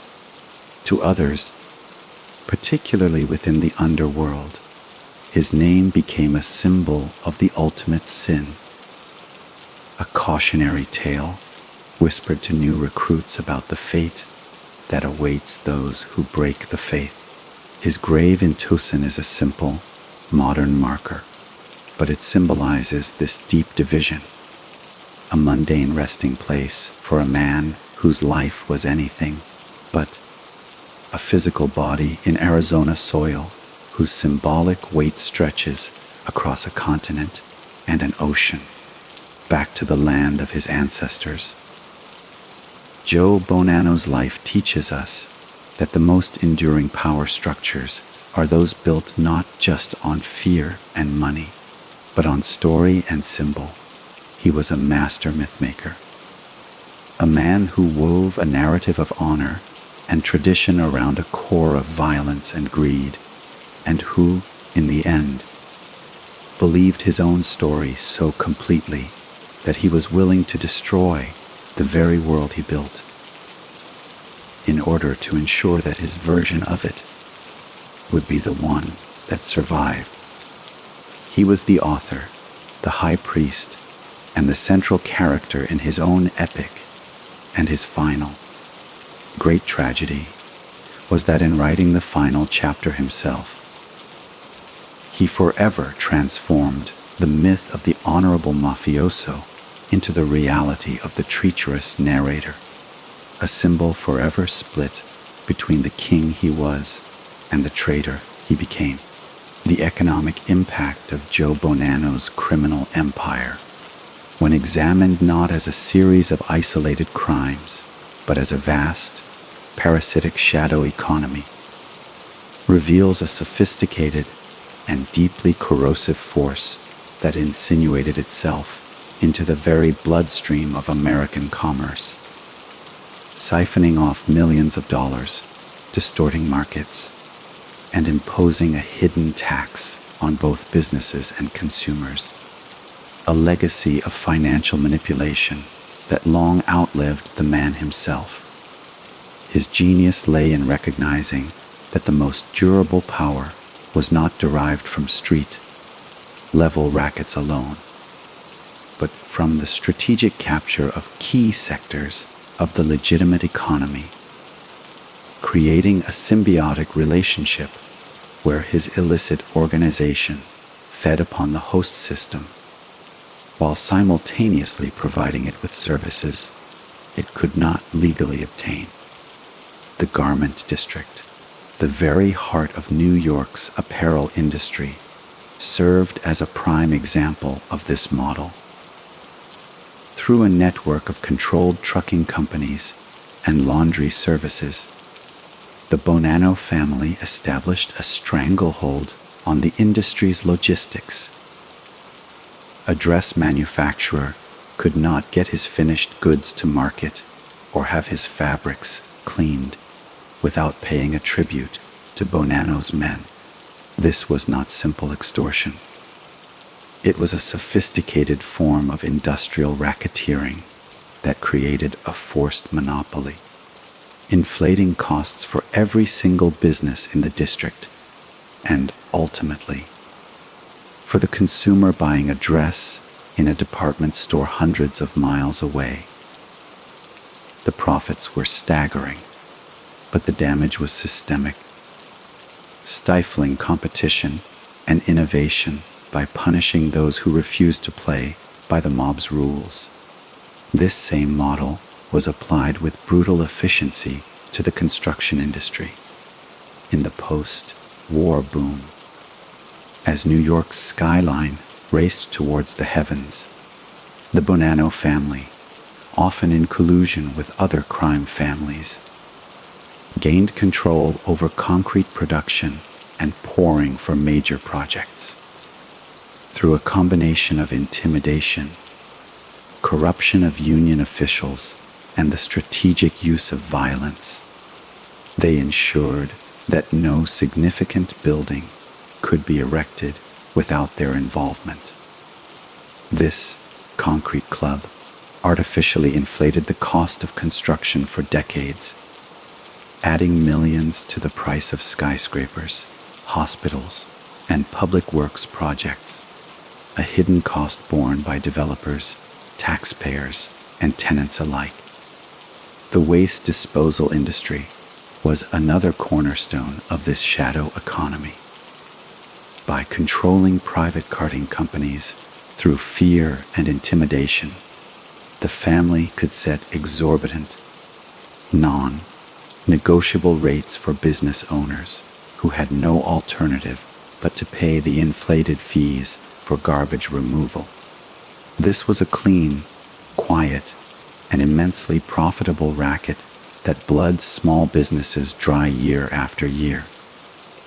Beyond these core industries, Bonanno's financial tentacles reached into a bewildering array of ventures. He owned cheese companies that served as fronts for cheese smuggling, circumventing government price controls.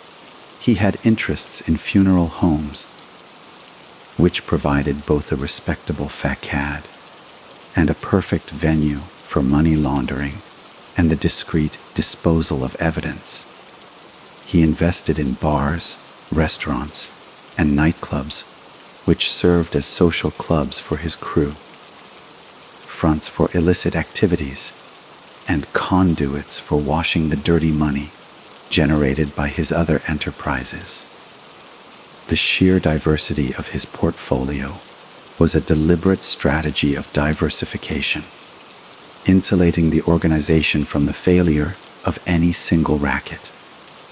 The flow of cash was immense, a dark river that needed to be cleansed.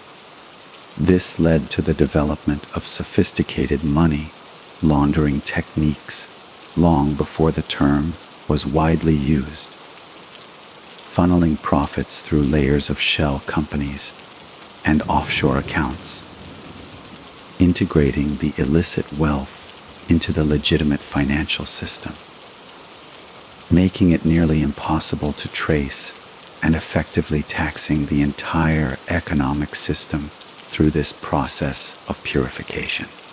The economic philosophy of Joe Bonanno was, therefore, one of predatory capitalism, a vision where free markets were a myth to be exploited, where competition was eliminated through violence, and where the role of his organization was that of a permanent, unelected governing body that taxed commerce without providing any service other than the absence of destruction. This created a climate of fear that discouraged legitimate investment and rewarded cronyism and corruption. The long-term economic damage to the sectors he controlled is incalculable, a hidden drag on the economic vitality of the nation's largest city for generations. When the Bonanno family finally began to be dismantled by right-to prosecutions, it was not just a victory for justice. It was a form of economic liberation for the businesses and industries that had been held hostage for so long. The story of Joe Bonanno's empire is a stark reminder that organized crime is not a separate entity from the legitimate economy, but a malignant growth within it, a parasite that feeds on ambition, innovation, and honest labor, leaving behind a landscape distorted by fear and a financial system permanently stained by the vast, untraceable flow of its illicit gains. The final assessment of Joe Bonanno's unprecedented decision to author his autobiography rests not in the immediate shockwaves it sent through the underworld or the legal ammunition it provided the government, but in its enduring power as a historical document, a work that stands as a singular and deeply contradictory artifact, a Rosetta Stone for understanding the mind of a mafioso that is simultaneously a masterpiece of self, justification, and a catastrophic act of self-immolation. A text that forever changed the way organized crime is perceived, studied, and prosecuted. A Man of Honor is far more than a memoir. It is a philosophical manifesto, a legal brief for the defense of a life lived outside the law, and a primary source of unparalleled intimacy and audacity. From its very first pages, the book establishes its central, defiant thesis that the world of Cosa Nostra, as conceived by its founders, was a noble society, a brotherhood bound by a code of conduct more rigorous and more honorable than the hypocrisies of the legitimate world. Bonanno presents himself not as a predator, but as a patriarch, not as a gangster, but as a guardian of tradition, a man who entered this life out of a sense of cultural and familial duty. This narrative framing is the book's greatest strength and its most profound weakness. It provides a compelling, internally consistent logic for his actions, allowing readers a terrifying glimpse into a moral universe where murder can be justified as justice and extortion can be reframed as a legitimate business service. He meticulously details the structure of the commission, the 5 families, and the initiation rituals, not as a whistleblower, but as a proud architect explaining his blueprints. For historians and criminologists, this was a goldmine, a confirmation of theories, and a filling in of blanks that had puzzled law enforcement for decades. For the public, it was a mesmerizing, almost romantic portal into a hidden America. Yet, the book is also a study in profound omission and careful editing. He speaks in grand, philosophical terms about the life, but is conspicuously vague about his own direct involvement in specific, prosecutable acts of violence. He names names of dead rivals or historical figures, but is careful to shield those who could still be harmed or who could harm him. He laments the decay of the old ways, blaming avaricious newcomers like Carlo Gambino for corrupting the pure society he and Salvatore Maranzano had built, thus casting himself as the tragic hero of his own story, a noble figure betrayed by lesser men. This self-serving narrative, while skillful, could not mask the essential hypocrisy that would doom his reputation within his own world. By putting pen to paper, he committed the one sin that his own code declared unforgivable. He became a storyteller, and in doing so, he transformed the sacred, silent knowledge of Cosa Nostra into a commodity, something to be bought and sold in bookstores. He rationalized this by claiming he was setting the record straight, but the financial advance and the royalties were undoubtedly a powerful motivator for a man whose legitimate income streams were under constant pressure.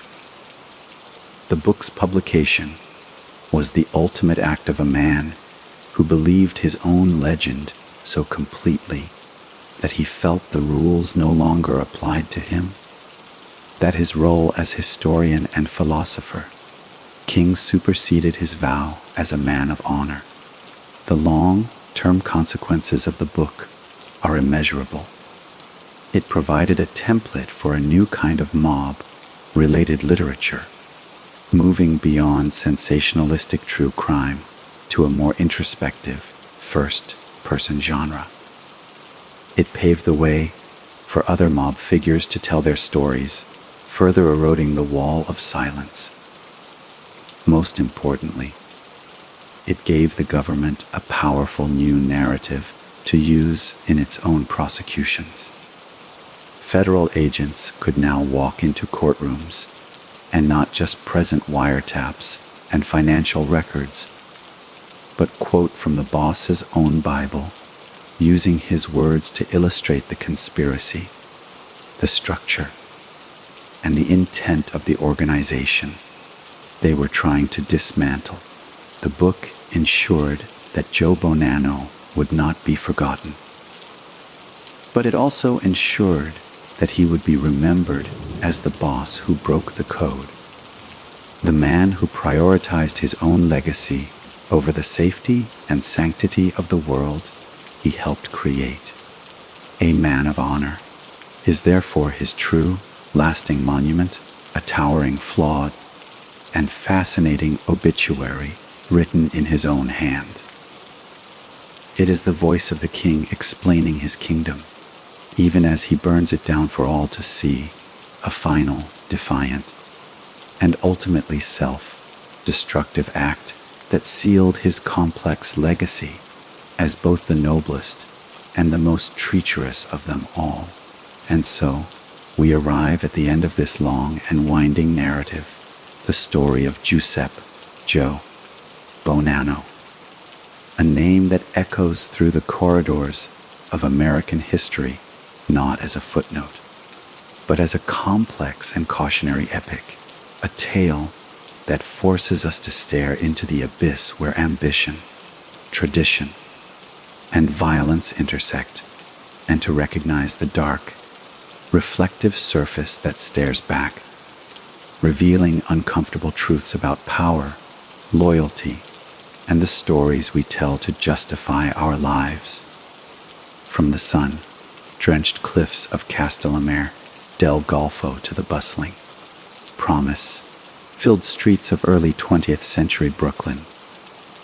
From the smoke-filled rooms where the Commission was born to the bloody battlegrounds of the Bonanno War, and finally to the quiet, sun-bleached isolation of a Tosun retirement, his life traced an arc of almost Shakespearean proportions, a rise fueled by keen intellect and unshakable self-belief, a reign defined by quiet authority and immense profit, and a fall precipitated by the very pride that built his kingdom.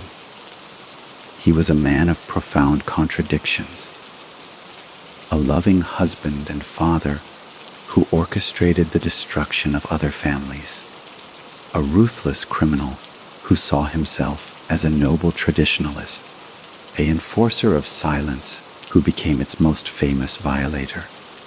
His legacy is not one thing, but many. He was an architect, designing the corporate structure of modern organized crime and demonstrating the immense profitability of infiltrating legitimate industries.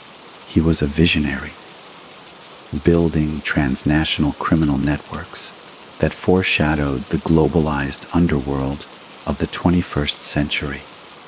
He was a philosopher, articulating a code of honor that, however flawed and self-serving, provided a moral compass for a world operating in the shadows. And he was a traitor, a man who, when faced with the twilight of his power, chose to immortalize his story in ink, breaking the most sacred vow of his society and ensuring his name would be synonymous with betrayal for generations of mafiosi to come. The world he helped create and then documented has been largely dismantled by the relentless efforts of law enforcement, the erosion of its own codes, and the changing tides of society, but its echoes remain. The Bonanno crime family, though transformed and weakened, persists, a phantom limb of his original design. The economic distortions he engineered in New York's construction, garment, and waste disposal industries have left permanent scars on the city's economic history, and the cultural fascination with his life and his world continues unabated, inspiring films, television series, and books that grapple with the same moral complexities he embodied. Joe Bonanno sought, above all else, to be a man of honor in a world he felt had lost its way. He believed in the sovereignty of his chosen family, the sanctity of its rituals, and the righteousness of its cause. In the end, his story leaves us with a haunting, unresolved question: can honor exist in a universe built on fear, murder, and exploitation? Can a code that demands silence be upheld by a man whose ego demands a voice? His life is the answer, a tragic and definitive no. The code was a beautiful, brutal fiction, and he was its most eloquent author and its most devastating critic.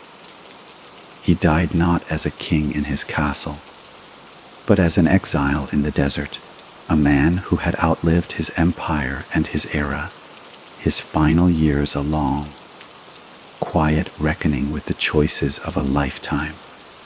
The story of Joe Bonanno is ultimately the story of America itself, its promises, its contradictions, its dark alleys, and its shattered dreams. It is a reminder that the pursuit of power, in any form, exacts a terrible price, and that the most dangerous prison is not one made of bricks and mortar, but the one we build for ourselves from the stories we cannot stop telling. If you found this deep dive into the hidden history of one of America's most complex crime lords compelling, If the story of rise, reign, and ruin captivated you, then your journey into the shadows should not end here.